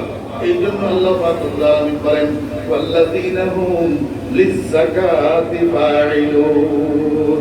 তাসকিয়ায়ে কলব যারা করে, যারা মৃত্যুর আগে নিজের কলবকে আমরাজে বাতিনাত থেকে, আমরাজে কলবিয়াত থেকে নিজের কলবটাকে পবিত্র করতে পারে, ওই সমস্ত মানুষ কামিয়াব। আদ আফলাহা মান তাযাক্কা, আদ আফলাহা মান যাক্কাহা। আমার ভাইরা দুস্তাবাব, হাদিস শরীফের দিকে তাকাইলাম, কলবকে পবিত্র বানানো, কলবকে চিকিৎসা করার, কলবকে সংশোধন করার মেডিসিন কি কি? আল্লাহু আকবার। সামগ্রিক পর্যালোচনার দ্বারা মৌলিকভাবে 4টা মেডিসিন পেলাম। কয়টা মেডিসিন? 4টা মেডিসিন। ও ভাইয়েরা, 1 নম্বর মেডিসিনের নাম হলো তেলাওয়াতে কোরআন। এক নম্বর মেডিসিনের নাম কি? রাসূলুল্লাহ সাল্লাল্লাহু আলাইহি ওয়াসাল্লাম ইন্না হাযিহিল কুলুবা তাসদাউ কামা ইয়াসদাউল হাদীদু ইযা আসাবাহুল মা কিলা ওয়া মা জিলাউহা ইয়া রাসূলুল্লাহ قال كثرة ذكر الموت وتلاوة القرآن وفي رواية وتلاوة القرآن أو كما قال النبي عليه الصلاة والسلام কোরআন শরীফের তেলাওয়াতের দ্বারা কলব পরিষ্কার হয়। কলব কি হয়? ও বেরা দুসাবা একটা কথা মনের মধ্যে আসছে বলার জন্য, কিন্তু কেমনে বলবো? এক নম্বর কথা হইল আমি নিজে নালায়েক, আমার কাছে এই যোগ্যতা নাই। ও দোস্তাবাবেরা, তারপরেও একটু বলার জন্য সাহস করি।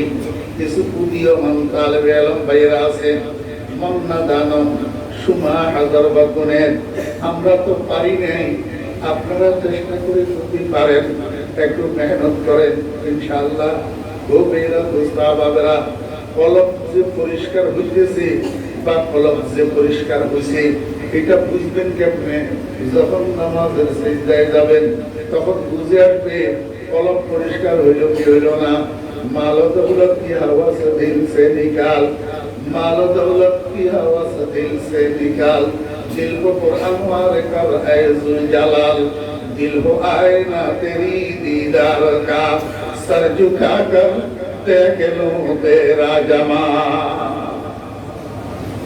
এই কলবিটাকে আল্লাহ পাক রব্বুল আলামিন বানাইছি একটা পরিষ্কার পরিচ্ছন্ন আয়নার মতো বানাইছি।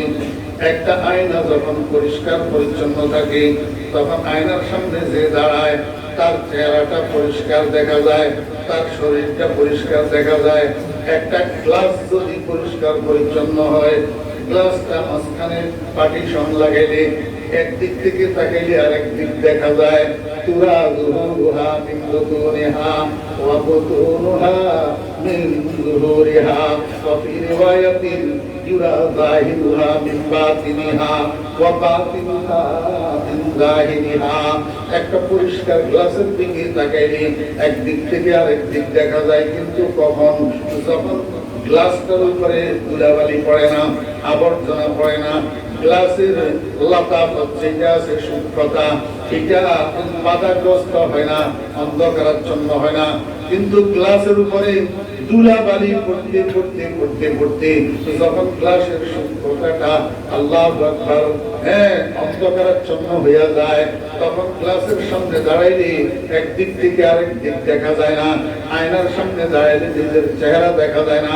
চেহারা দেখা যাওয়ার জন্য আবার গ্লাস এটারে মুছতে হয়।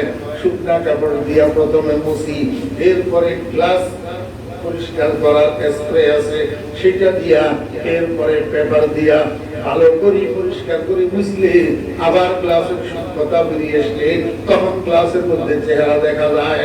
আল্লাহ পাক রব্বুল আলামিন বলে, বান্দা তোর কলবিটাকে আমি পরিষ্কার আয়নার মতো বানাইছি। কিসের আয়না? দুনিয়ার আয়নার মধ্যে দুনিয়ার মানুষের চেহারা দেখা যায়, আর দুই মানুষের কলবের মধ্যে, কলবের আয়নার মধ্যে আমি আল্লাহ পাক রব্বুল আলামিনকে দেখা যায়। এই জন্যই তো নামাজকে মেরাজ বলা হয়। নামাজকে মেরাজ বলা হয় কি জন্য? এই জন্য আমাদের দাদা পীর ফটিয়া মাদ্রাসার প্রতিষ্ঠাতা হযরত মুফতি আজিজুল হক সাহেব নব্বরাল্লাহু মারকাদাহু, মুফতি আজিজুল হক সাহেব নব্বরাল্লাহু মারকাদাহু, আমার বেরা সাহাব আজিজি রহমত কদর ইয়া বাহাদে জমিরি ফরজ কা বারিশ বাদে। মুফতি আজিজুল হক সাহেব রহমাতুল্লাহ আলাইহি আল্লাহর দরবারে রাত্রি তাহাজ্জুদের নামাজের পরে বসে বসে কাঁদেন, কি বলেন? মাল দৌলত কি হাওয়া সে দিল সে নিকাল। ইয়া আল্লাহ, দুনিয়ার মাল দৌলতের মোহাব্বত, দুনিয়ার মাল দৌলতের লোভ লালসা, দুনিয়ার মাল দৌলতের খায়েশাত চাহিদা আমার অন্তর থেকে বাহির করে দাও। মাল দৌলত কি হাওয়া সে দিল সে নিকাল, দিল কো কুরআন মারে কর এ যুল জালাল। আয় আল্লাহ, আমার দিলটাকে, আমার কলবটাকে তোমার নূরে ওয়াহদাতের দ্বারা মুনাফফর করে দাও। তোমার ওয়াহদাতের আলোর দ্বারা আমার কলবটাকে আলোকিত করে দাও। আমি এই কলবটাকে লইয়া যখন নামাজে দাঁড়াবো, এই কলবটাকে লইয়া যখন আমি সিজদায় যাব, দিল হো আয়না তেরি দীদার কা, सर झुकाकर देख लो तेरा जमाल। आय अल्लाह আমি এই কলমটা লইয়া যখন সিজদায় যাব তো আমার কলমটা তোমার দিদারের আয়না হইয়া যাবে আর আমি সিজদার মধ্যে তোমার দিদার লাভ করতে থাকব। বান্দা যখন সিজদা করে পরিষ্কার পরিচ্ছন্ন কলম লইয়া বান্দা যখন সিজদা করে আল্লাহ পাক রব্বুল আলামিন কুদরতের কদম বাড়াইয়া দিয়া কয় বান্দা তোরা তো সম্মানের কপাল মাটিতে পড়বি, আমি বরদাশত করতে পারি না, আমার কুদরতের কদম দিলাম, আমার কদমের উপরে সিজদা কর। বাজাহের সাজদা গাহা সবার জমিবু বাবাতেন মসজিদ শার সে বরিবু। আল্লাহ পাকের কুদরতের কদমের উপরে যখন বান্দার সিজদা পড়ে আল্লাহ পাকের নূরে ওয়াহদাত, আল্লাহ পাকের নূরে মারিফত বান্দার চোখের সামনে ভাসি ওঠে। কলবের চোখ চামড়ার চোখ না দোস্ত আবাব বাজাহের চশমে সূরত বি বনুদা, বাজাহের চশমে সূরত বি বনুদা, ওয়ালে চশমে দিগার দর দিল কুশুদা। আমাদের কাছে চামড়ার দুটা দুটা চোখ যেরকম আছে এরকম দুটা দুটা কলবের চোখ আছে, আমাদের দুটা দুটা কলবের চোখ আছে। কলবের চোখগুলো সবাই খোলে না, আল্লাহর ওলিদের খোলে, রিয়াজত ওয়ালাদের খোলে, মুজাহিদ ওয়ালাদের খোলে, আল্লাহু আকবার মারিফত ওয়ালাদের খোলে, তাহাজ্জুদ ওয়ালাদের খোলে, জিকির ওয়ালাদের খোলে, মুরাকাবা ওয়ালাদের খোলে, আল্লাহু আকবার ওয়াকিল ওয়ালাদের খোলে, চাশদা ওয়ালাদের খোলে, আল্লাহর ওলিদের খোলে। ওই কলবের দুটা চোখ, এই কলবের দুটা চোখ যখন খোলে সিজদার ভিতরে ওই চোখ দিয়া কলবের আয়নার মধ্যে আল্লাহর আশিকরা আল্লাহর ওলিরা পুস্তকানে খঞ্জরে তসলি মেরা হর জামা ইয়াবত সে জানে দিগরা, পুস্তকানে খঞ্জরে তসলি মেরা হর জামা ইয়াবত সে জানে দিগরা, পুস্তকানে ইশকরা জানে দিগর হর জামা আজ গায়বে ইহসানে দিগর। আমি আপনাদেরকে বুঝাইতে চেয়েছিলাম ও ভাইরা কলম যে সংশোধন হইছে তার প্রমাণ হবে কি? তার প্রমাণ হবে সিজদায় গেলে মজা লাগবে, মাথা উঠাইতে মনে চাইবে না। আর কলম যদি সংশোধন না হইয়া যায় তো মুরগি যেরকম আদার টুকে খাদ্য খায় এরকম টুকুর টুকুর মাথা উঠে ফেলবে, কলমের সিজদার মধ্যে কলমের মজা আসবে না। সিজদার মজা, সিজদা কি মজা আল্লাহ। ও ভাইরা সাহাবাত, এই কলমকে সংশোধন করার এক নম্বর মেডিসিন হলো কোরআন শরীফের তেলাওয়াত। কোরআন শরীফের আল্লাহ কাসরাতু যিকরিল মাউত ওয়া তিলাওয়াতুল কুরআন আও ওয়া তিলাওয়াতুল কুরআন। কোরআন শরীফের তেলাওয়াতের দ্বারা এনজিলায়ে কলব হয়, কলব পরিষ্কার হয়, কলব আলোকিত হয়, কলবের পরিচিকা দূর হয়। এখন আল্লাহ মাফ করুক, এই কোরআন শরীফের তেলাওয়াত তো আমাদের মধ্যেই কমে গেছে। আর সর্বসাধারণ মানুষের কথা কি বলবো, আমরা নিজেরাই তো সূরা ইয়াসিনটা পর্যন্ত প্রচারণ করে তেলাওয়াত করি না। ও তালিবে আলেম ভাইরা, বিশেষ করে যারা হাফেজ ভাইরা আছে কোরআন শরীফ তেলাওয়াতকে নিজের জন্য কম্পালসারি করে নেবেন। কম্পালসারি করি কোরআন শরীফ পরিপূর্ণ অথবা আংশিক মুখস্থ করি ভুলি যাওয়া কবিরা গুনাহ। কোরআন শরীফ পরিপূর্ণ অথবা আংশিক হাফেজ সাহেবদের জন্য গোটা কোরআন, আর অন্যান্য তালিবে আলেম ভাইদের জন্য যে যে সূরা মুখস্থ করছেন, কোরআন শরীফের যে যে অংশ মুখস্থ করছেন এটাকে তেলাওয়াত করে করে মুখস্থটা ধরে রাখতে হবে, তাহলে গুনাহ হবে। আমার ভাইরা সাহাবারা রাসূল আকরাম সাল্লাল্লাহু আলাইহি ওয়াসাল্লাম ইরশাদ করেছেন, قال النبي صلى الله عليه وسلم تعاهدوا القرآن فإنه أشد تفصيا من الإبل أو كما قال النبي عليه الصلاة والسلام। যত বড় স্মরণ শক্তিওয়ালা হোক, যত টাইট স্মরণ শক্তি, যত মজবুত হাফেজাওয়ালা হোক না কেন, কিন্তু তেলাওয়াত না থাকলে কোরআন শরীফ মুখস্থ থাকে না। কোরআন শরীফ মুখস্থ থাকে না। এই জন্য বেশি বেশি কোরআন শরীফ তেলাওয়াত করবো ইনশাআল্লাহ। আল্লাহ আমাকেও তৌফিক দান করেন, আপনাদের সবাইকে তৌফিক দান করেন। আর কবিও যারা সাধারণ ভাইয়েরা আছেন, আলেম না, তালেবে ইলম না, আপনারাও এই আলহামদুলিল্লাহ থেকে আলহামতারা পর্যন্ত যে 11টা সূরা আছে এগুলা তো মুখস্থ জানেন। দোকানের ক্যাশে বসে বসে মুখস্থ এই সূরাগুলো তেলাওয়াত করেন না। আউযু বিল্লাহি মিনাশ শাইতানির রাজীম, বিসমিল্লাহির রাহমানির রাহিম। আলাম তারা কাইফা ফাআলা রাব্বুকা لأصحاب الفيل ألم يجعل كيدهم في تضليل وأرسل عليهم طيرا أبابيل ترميهم بحجارة من سجيل فجعلهم كعصف مأكول প্রত্যেক হরফে 10টা নেই প্রত্যেক হরফে 10টা নেই قل هو الله أحد الله الصمد لم يلد ولم يولد ولم يكن له كفوا أحد তিনবার পড়লে এক খতম কোরআন শরীফের সওয়াব তিনবার পড়তে 3 মিনিট লাগে আর এক খতম কোরআন শরীফ পড়তে আল্লাহু আকবার কমপক্ষে আল্লাহু আকবার কোটায় 3 দ্বারা যদি হয় তাহলে 30 বার 1 ঘন্টা লাগে কয় ঘন্টা 10 ঘন্টা তো 10 ঘন্টা যদি লাগে কমবেশ এক খতম কোরআন শরীফ পড়তে সেই 10 ঘন্টার সওয়াবটা 3 মিনিটে পাইতেছেন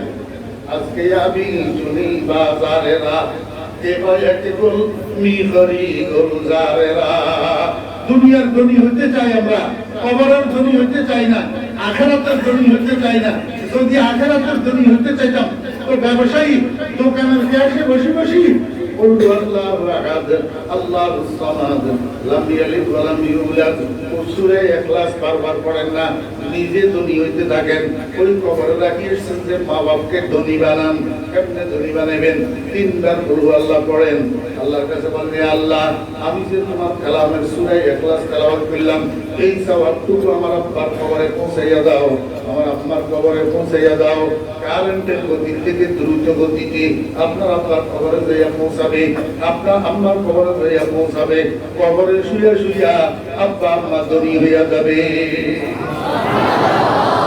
কোরআন শরীফ তেলাওয়াত এটা কলবের মেডিসিন আমার ভাইয়েরা দুসরা বাদরা 2 নম্বর কলবের মেডিসিন হলো যিকরুল মাউত যিকরুল মাউত মৃত্যুর স্মরণ কিসের স্মরণ قال رسول الله صلى الله عليه وسلم اكثروا ذكر هذه اللذات হে দুনিয়ার মানুষেরা বেশি বেশি মৃত্যুর স্মরণ করো সেই মৃত্যু দুনিয়ার সমস্ত স্বাদকে কাটিয়ে দেয় দুনিয়ার সমস্ত স্বাদকে অস্বাদে পরিণত করে দেয় সেই মৃত্যুটাকে বেশি বেশি স্মরণ করো যত বেশি মৃত্যুকে স্মরণ করিবা তত তোমার দিল নরম হবে তত তুমি কবরের চিন্তায় দাবিত হইবা দুনিয়ার লোভ লালসা আস্তে আস্তে কমতে থাকবে তাকাব্বুরি অহংকার তোমার থেকে আস্তে আস্তে দূর হইবে আমি এই দেশের বড় আলেম বড় মুহাদ্দিস বড় মুফতি এটা আমাদের ভিতরে আছে না নাই নাউযুবিল্লাহি মিন যালিক আল্লাহ হেফাজত করে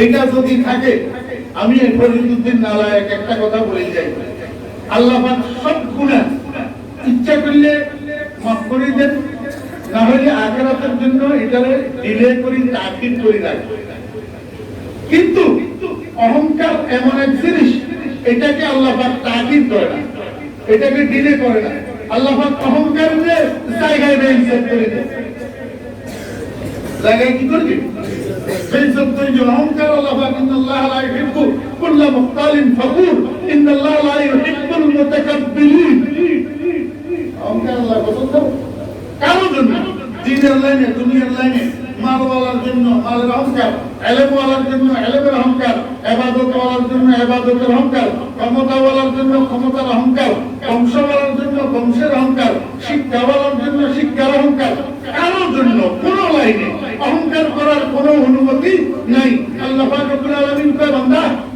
আমি এত বড় আমার ওলি সৈয়দ আহমদ কবির রেফাই আওলাদ রাসূল এইটারে বেইজ্জত করে দিলাম একটা কুকুরের সামনে এই সামান্য অহংকারের গন্ধ আসার কারণে তুই গিরে বেড়া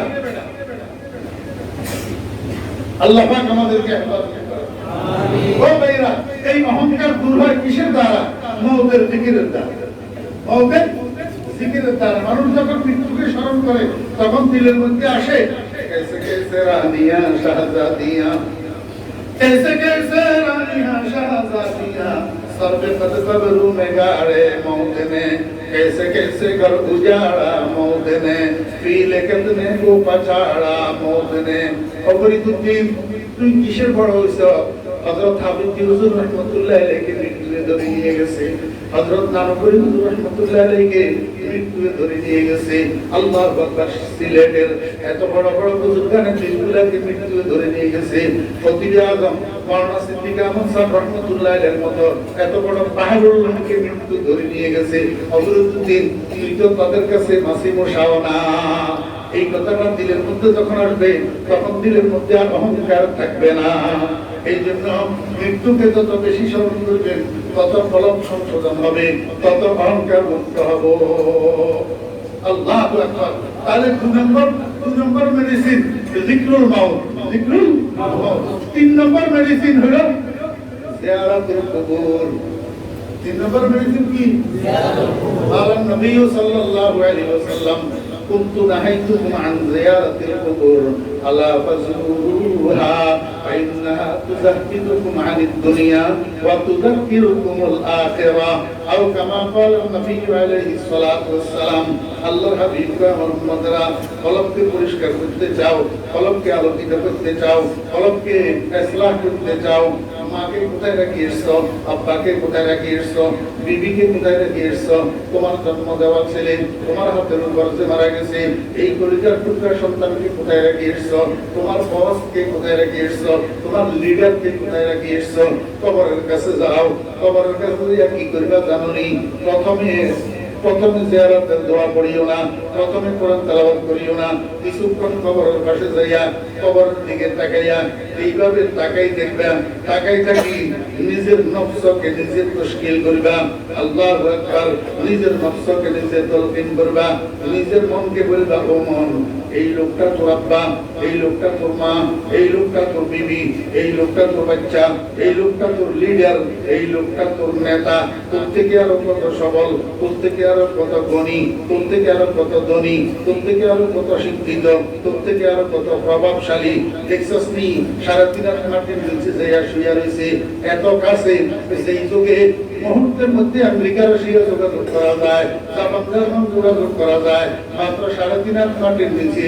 তুই তো তোর বাবার খবর নিতে পারলি না, তোর নেতার খবর নিতে পারলি না।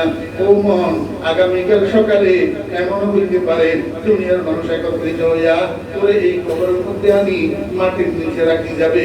দুনিয়ার কোনো মানুষ তোর খবর নিতে পারবে না। মনকে যখন এই তরুণ পরিবার খবরের দিকে তাকাইয়া দেখবা কলবটা বিগলিত হইয়া মোমের মধ্যে আগুন লাগাইলে মোম যেরকম গলিয়া টপ টপ টপ টপ ফোটা ফোটা পড়ে, তোমার কলবটা এরকম গলিয়া চোখের পানি টপ টপ টপ করে পড়তে থাকবে। দিল নরম হয়ে যাবে, কলব পরিষ্কার হয়ে যাবে। এখন তুমি এবার জিয়ারতের দোয়া পড়ো। আসসালামু আলাইকুম ইয়া আহলাল কুবুর ইয়াগফিরুল্লাহু লানা ওয়া লাকুম ওয়া আনতুম সালামুনা ওয়া নাহনু বিল আসর। আউযু বিল্লাহি মিনাশ শাইতানির রাজীম। আলহামদুলিল্লাহি রাব্বিল আলামিন। বিসমিল্লাহির রহমানির রহিম। কুল হুয়াল্লাহু আহাদ আল্লাহুস সামাদ। কিছু কোরআন তেলাওয়াত করো, এরপরে কিছু দরুদ শরীফ পড়ো। আল্লাহুম্মা সাল্লি আলা সাইয়্যিদিনা ওয়া মাওলানা মুহাম্মাদ ওয়া আলিহি ওয়া সাহবিহি ওয়া বারিক ওয়া সাল্লিম। দরুদ শরীফ পড়ো, এরপরে মনে মনে আল্লাহর কাছে বলো ইয়া আল্লাহ আমি তোমার কোরআন তেলাওয়াত করলাম, তোমার হাবিবের উপরে দরুদ শরীফ পাঠ করলাম, এর সওয়াবগুলা আমার আব্বার রূহের উপরে পৌঁছাইয়া দাও, আমার মায়ের রূহের উপরে পৌঁছাইয়া দাও। হে আল্লাহ আমার পূর্বপুরুষ বংশধর মুরব্বিয়ানে কেরাম যারা কবরবাসী আছে সকলের রূহের উপরে পৌঁছাইয়া দাও। হে আল্লাহ এই কবরস্থানের মধ্যে যত মুসলমান নরনারী শোয়া আছে সকলের রূহের উপরে পৌঁছাইয়া দাও। আল্লাহু আকবার। এই কাজটা যদি পারো প্রতিদিন একবার করবা, প্রতিদিন।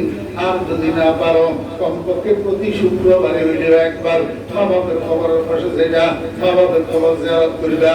قال رسول الله صلى الله عليه وسلم من زار قبر أبويه يوم الجمعة كتب بارا أو كما قال النبي عليه الصلاة والسلام। আল্লাহর হাবিব বলেন সেই সন্তান শুক্রবার জুমার দিন প্রতি শুক্রবারে মা বাবার কবর জিয়ারত করে আল্লাহ পাকের দপ্তরের মধ্যে এই সন্তান এটাকে নেক সন্তান হিসাবে লিপিবদ্ধ করা হয়। ও দোস্ত, শাহী দপ্তরের মধ্যে, শাহী দপ্তরের মধ্যে নেক শব্দ যার গায়ের সাথে একবার লাগে সেই মানুষটা জাহান্নামে যাবে না, যাবে না। তাহলে মা বাপ তো জান্নাতে যাওয়ার দিয়া, জান্নাতে যাওয়ার কি হাতিয়ার। মা বাবার কবর জিয়ারত করবেন আর নিজেকে জান্নাতি বানাবেন। আল্লাহু আকবার। তো কবর জিয়ারতের দ্বারা কলব কি হবে? পরিষ্কার হয়। তাহলে কলবের পরিষ্কার করার, কলবকে সংশোধন করার 3 নম্বর মেডিসিন কবর জিয়ারত। 4 নম্বর মেডিসিন এটা হলো কমান্ড মেডিসিন। 4 নম্বর মেডিসিন এটা হলো কি? Command medicine. এটার নাম হলো জিকরুল্লাহ। এটার নাম কি? আলা বিযিকরিল্লাহি তাতমাইন্নুল কুলুব। আল্লাহর হাবিব বলেন, লিকুল্লি শাইইন সাকালাতুন ওয়া সাকালাতুল কুলুব যিকরুল্লাহ। লোহার উপরে মরিচিকা পড়লে এই মরিচিকা দূর করার জন্য হাতুড়ির বাড়ি লাগে, আল্লাহু আকবার, তারের ব্রাশ লাগে। আল্লাহর হাবিব কয়, কলবের মরিচিকা দূর করার জন্য হাতুড়ি, কলবের মরিচিকা দূর করার জন্য তারের ব্রাশ হলো আল্লাহ পাকের জিকির। আল্লাহ পাকের কি? সঙ্গে দিলাম সাইফালে লা পাকে কোন সিনারাবা তিলে উলফতে পাকে কোন। এই জন্য আল্লাহর আশিকরা কয়, পর্দায়ে হস্তি আগার সো জীবনারে লা ইলাহা আদমে পর্দা বিনি নূরে ইল্লাল্লাহ রা। মেডিসিন ডাক্তারের পরামর্শ অনুযায়ী, ডাক্তারের প্রেসক্রাইব অনুযায়ী, ডাক্তারের দেওয়া ডোজ অনুযায়ী সেবন করলে ঔষধে কাজ করে ভালো, চিকিৎসা হয় তাড়াতাড়ি। ঠিক এরকম জিকিরের মধ্যেও ডাক্তারের প্রেসক্রিপশন আছে। ডাক্তারের প্রেসক্রিপশন কি? ভোর রাতে ঘুম থেকে উঠি 4 রাকাত, 8 রাকাত, 12 রাকাত তাহাজ্জুদের নামাজ পড়ি। এইবার 200 বার লা ইলাহা ইল্লাল্লাহ, লা ইলাহা ইল্লাল্লাহ, লা ইলাহা ইল্লাল্লাহ, লা ইলাহা ইল্লাল্লাহ মুহাম্মাদুর রাসূলুল্লাহ সাল্লাল্লাহু আলাইহি ওয়াসাল্লাম। আল্লাহু হাযিরি, আল্লাহু নাযিরি, আল্লাহু মাঈ। मौजा तौहीद का मुझको चका दे, तेरे अगियार से दिल को छोड़ा दे, तेरे अगियार से दिल को छोड़ा कर तेरे दर से लगा मुझको खुदाया। ला इलाहा इल्लल्लाह। কতবার? 200 বার, এরপরে 100 বার, এরপরে 400 বার। ইল্লাল্লাহ ইল্লাল্লাহ ইল্লাল্লাহ ইল্লাল্লাহ ইল্লাল্লাহ ইল্লাল্লাহ ইল্লাল্লাহ ইল্লাল্লাহ। প্রতি 100 বার পরে আবার পুরা কলমা লা ইলাহা ইল্লাল্লাহু মুহাম্মাদুর রাসূলুল্লাহ সাল্লাল্লাহু আলাইহি ওয়াসাল্লাম। আল্লাহু হাযিরি, আল্লাহু নাযিরি, আল্লাহু মাঈ। ও মেয়েরা, এরপরে 600 বার, 600 বার, 600 বার আল্লাহু আল্লাহ, আল্লাহু আল্লাহ, আল্লাহু আল্লাহ, আল্লাহু আল্লাহ, আল্লাহু আল্লাহ, আল্লাহু আল্লাহ, আল্লাহু আল্লাহ, আল্লাহু আল্লাহ। ये तलवार है दुधारी, कर दे मेरे हर रग रग में जारी। अल्लाहु अल्लाह, अल्लाहु अल्लाह। এই 1200 বার শেষ হওয়ার পরে এইবার 100 বার বলবেন আল্লাহ আল্লাহ আল্লাহ আল্লাহ আল্লাহ আল্লাহ আল্লাহ আল্লাহ আল্লাহ। এই 1300 বার জিকিরের নাম 12 তাসবিহ জিকির। এটা আমাদের মুরব্বিদের কলবকে ইসলাহ করার, কলবকে সংশোধন করার, প্রেসক্রিপশন করা মেডিসিন। প্রেসক্রিপশন করা কি? মেডিসিন। ও ভাইরা, যদি আমার কথা যদি বিশ্বাস না হয়, বিশ্বাস যদি না হয়, দিল্লির লাড্ডু কেমন মিষ্টি, জিব্বায় যতক্ষণ না দিবেন, শুধু আরেকজনের কথার দ্বারায় পরিপূর্ণ বুঝবেন না, জিব্বায় দিতে হবে। পরীক্ষা করে দেখেন না ও তালেবে ইলমেরা, পরীক্ষা করে দেখেন মাত্র 40টা দিন, মাত্র 40টা দিন কন্টিনিউ করতে হবে। আলাপ দাওয়াম নাগা করা যাবে না, মাঝখানে মন কাটায় হইতে পারবে না। 40টা দিন কমপক্ষে 4 রাকাত তাহাজ্জুদের নামাজ আর 12 তাসবিহ জিকির। তালেবে ইলম বলতে আল্লাহু আকবার। মেশকাতার দাওরার তালেবে ইলমরা 12 তাসবিহ জিকির করতে পারবে। বাকিদের জন্য শুধু তাহাজ্জুদের নামাজ, বাকিদের জন্য 12 তাসবিহ জিকির নাই। এদের এদের কাজ হলো কোরআন শরীফ পড়া, কিতাব পড়া, এটাই ছাত্রদের কাজ। মেশকাতের ছাত্র, তাওরাত ছাত্র। আর যারা কারিবিন হযরত মুদাররিসিন কিরাম, আসাতিজায়ে কিরাম আছেন, উনাদের জন্য 40 দিন পরীক্ষা করে দেখেন। তাহাজ্জুদ সাথে 12 তাসবিহ জিকির 40 দিন করার পরে বেলা মেঘা যদি আপনার কলবের মধ্যে কোনো পরিবর্তন অনুভব করতে না পারেন, আপনার কাছে যদি মনে না হয় যে এখানে কেউ মোমবাতি একটা জ্বালাই দিছে, ভিতরে আলোকিত আলোকিত লাগতেছে, এরকম মনে যদি না হয়, ওই দুদিনের ফাইলে মুখে থুতু মারি দিয়ে পরীক্ষা করে দেখেন। পরীক্ষা করা ছাড়া ছাপাবাজি, শুধু ছাপাবাজি করিয়ে আপনি পরীক্ষা করে দেখেন। এরপরে নিজের ভিতরে যদি পরিবর্তন যদি আসে, তা আমারে বলার দরকার নেই। আর কোনো পরিবর্তন যদি অনুভূত না হয়, তাহলে আমারে বলিয়ে প্রেসক্রিপশন করা আছে কি আমাদের মুরব্বীদের মেডিসিন, কলবকে পরিষ্কার করার মোট কয়টা মেডিসিন? 4টা মেডিসিন। ভাইরা তো সাহাবা, তাহলে 2টা অঙ্গের ইসলাম হলো, একটা জিহ্বার ইসলাম, কলবের ইসলাম, এরপরে আরেকটা অঙ্গ হলো যৌনাঙ্গ, আমার লজ্জাস্থান। আল্লাহকে বলতে এটারে সংশোধন কর। কেমনে সংশোধন করবি? কাওয়াল্লাযীনা হুম লিফুরুজিহিম হাফিজুন ইল্লা আলা আযওয়াজিহিম আও মা মালাকাত আইমানুহুম ফাইন্নাহুম গায়রু মালুমিন ফামান ইবতাগা ওয়ারাআ যালিকা ফাউলাইকা হুমুল আদুন।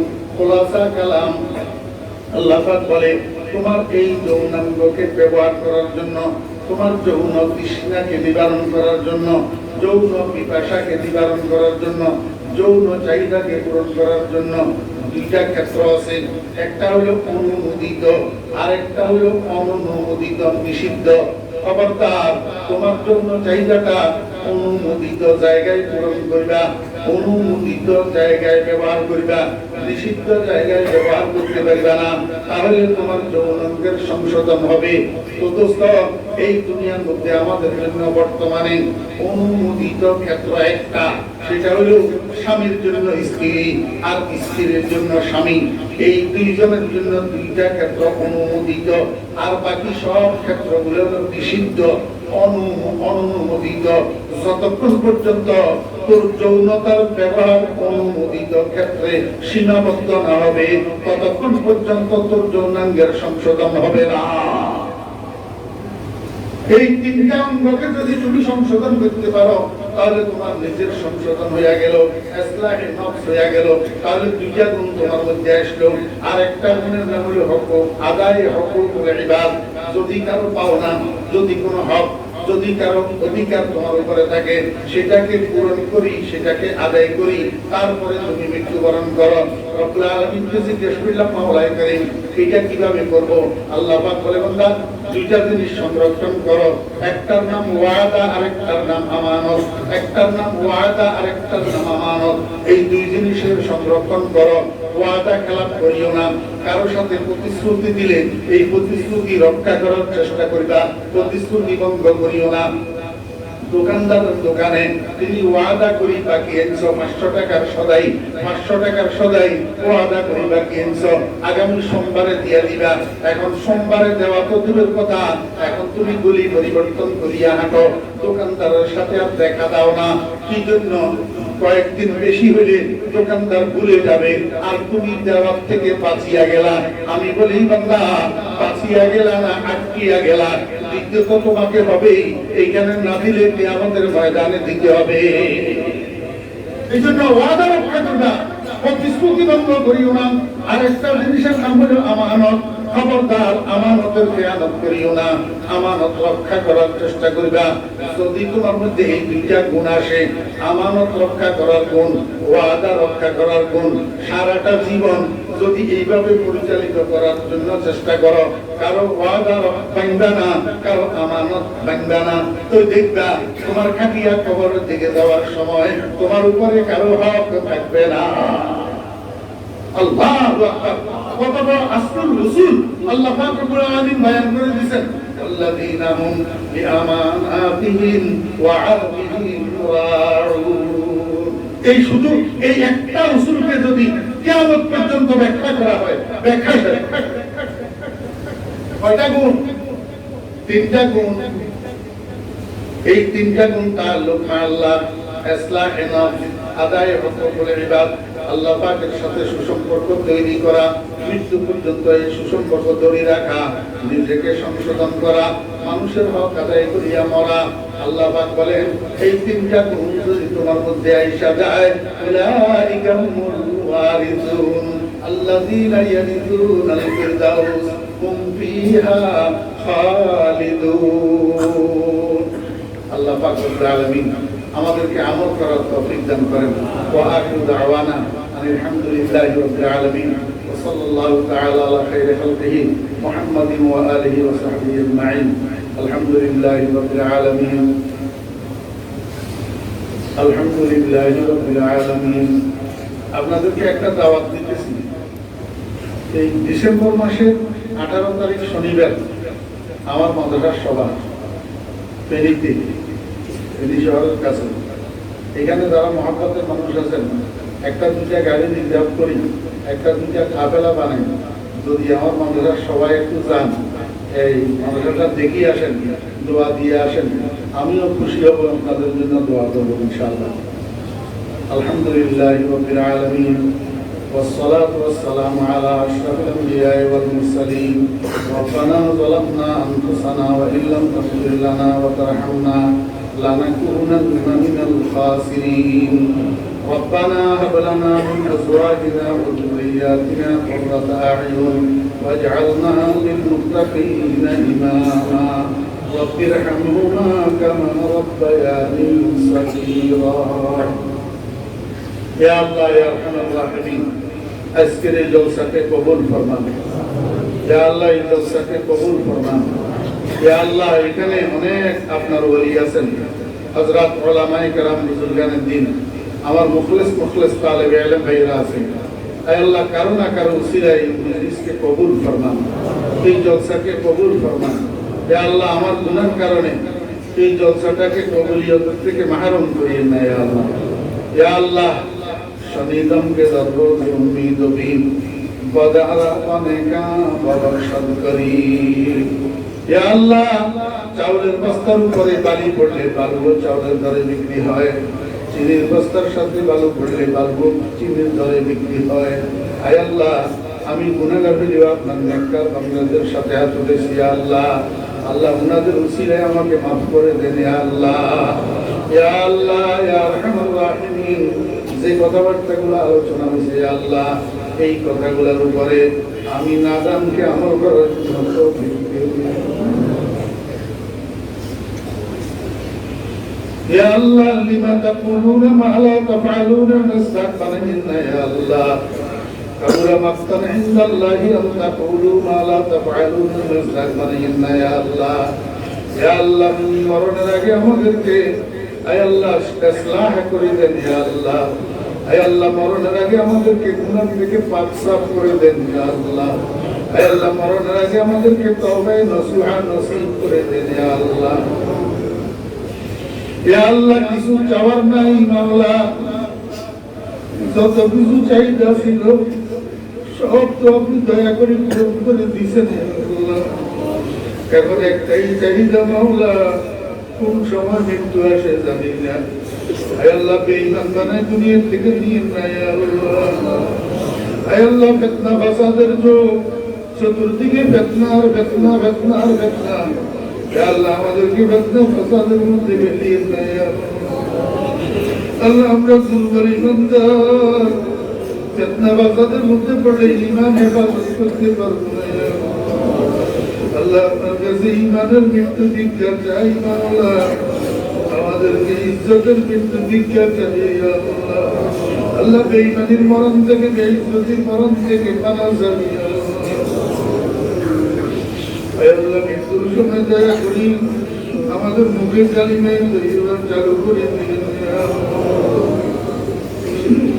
اللهم إنا نسألك الخاتمة بالخير، اللهم إنا نسألك الخاتمة على الإيمان، اللهم إنا نسألك الخاتمة على السنة، اللهم إنا نسألك الخاتمة على الطهارة يا رب العالمين يا الله يا رحمن الراحمين আমার ভাইরা এখানে কি জন্য আসছে কেউ খাওয়ার জন্য আসে নাই টাকা পয়সার জন্য আসে নাই ইয়া আল্লাহ কেউ এখানে ভোট চাওয়ার জন্য আসে নাই ইজ্জত সম্মান পাওয়ার জন্য আসে নাই আপনার রহমতের ভিখারি হইয়া ভিখারির মতো দুই খানা হাত আমরা আপনার শাহী দরবারে উঠে গেছি আল্লাহ আমাদের হাতগুলো খালি বেরোছিয়ে নাই আল্লাহ আপনার রহমত দিয়া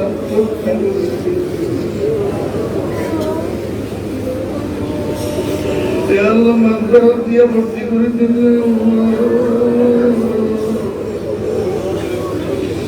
আল্লাহ আমাদের গোলাপের মধ্যে আপনার মহব্বত দেন ইয়া আল্লাহ আমাদের গোলাপের মধ্যে তার কোরআন দেন ইয়া আল্লাহ গোলাপের মধ্যে বহুত খুশিয়ত করে দিন আল্লাহ আপনার কুদরত কাছে ধরি ধরি আমাদেরকে গুনাহ থেকে হেফাজত করে اللهم لا ملجأ ولا منجا منك إلا إليك يا الله إنشاء بيت القرآن مدرسة قبول فرمان يا الله بيت القرآن مدرسة يا الله প্রতিষ্ঠাতা হুজুর কবরকে জান্নাতের বাগান বানাই দিন আল্লাহ হুজুরের দরজা বুলন্দ করে দিন ইয়া আল্লাহ বর্তমান হুজুরের হায়াতে মধ্যে বরকত দিন আল্লাহ হুজুরের ছায়া আমাদের মাথার উপরে দীর্ঘ করে দিন ইয়া আল্লাহ আল্লাহ হুজুরের শরীর ভালো রাখেন সেহত আফিয়ত রাখেন ইয়া আল্লাহ ইয়া আল্লাহ মাদ্রাসার যত মুহিদ্দিন মাদ্রাসার যত দানকারীরা আছেন মোহাম্মদকারীরা আছেন শুভাকাঙ্ক্ষীরা আছেন আল্লাহ সকলের দুনিয়া আখিরাত উজ্জ্বল করে দেন ইয়া আল্লাহ আল্লাহ ব্যবসা বাণিজ্য কাজ কারবারের মধ্যে বরকত দেন ইয়া আল্লাহ হে আল্লাহ কৃষি ফসলের মধ্যে বরকত দেন ইয়া আল্লাহ এই মাদ্রাসার উসিলায় গোটা ঈশ্বরগঞ্জ বাজারের উপরে রহমত নাযিল ফরমান ইয়া আল্লাহ এই বাজারকে আসমানি জমিনি বলা মুসিবত থেকে হেফাজত ফরমান ইয়া আল্লাহ আমার যে সমস্ত ভাইরা দোয়া চেয়েছেন কার কি হাজত আছে আপনার জানা আছে সকলের মুবাহাত পূরণ করে দেন মাকাসিদে হাসানা পূরণ করে দেন যারা অসুস্থ আছে সবাইকে সেবা দান করেন ইয়া আল্লাহ প্রেমের হরিপুর জমিরিয়া মাদ্রাসাকে কবুল ফরমান আল্লাহ সমস্ত দুর্গত আল্লাহ দাওরায়ে হাদিস ইয়া আল্লাহ আপনার হাবিবের সদকা দোয়া দরখাস্ত কবুল ফরমান ইয়া আল্লাহ কতগুলো মানুষের মহব্বত করে আল্লাহ তাদেরকে দেওয়ার কথা আল্লাহ সমস্ত মহব্বত করনেওয়ালাদেরকে আপনার গায়েবের খাজানা থেকে আল্লাহ আপনি জাযায়ে খায়র দান করেন ইয়া আল্লাহ وصلى الله تعالى على خير خلقه محمد وآله وصحبه أجمعين برحمتك يا أرحم الراحمين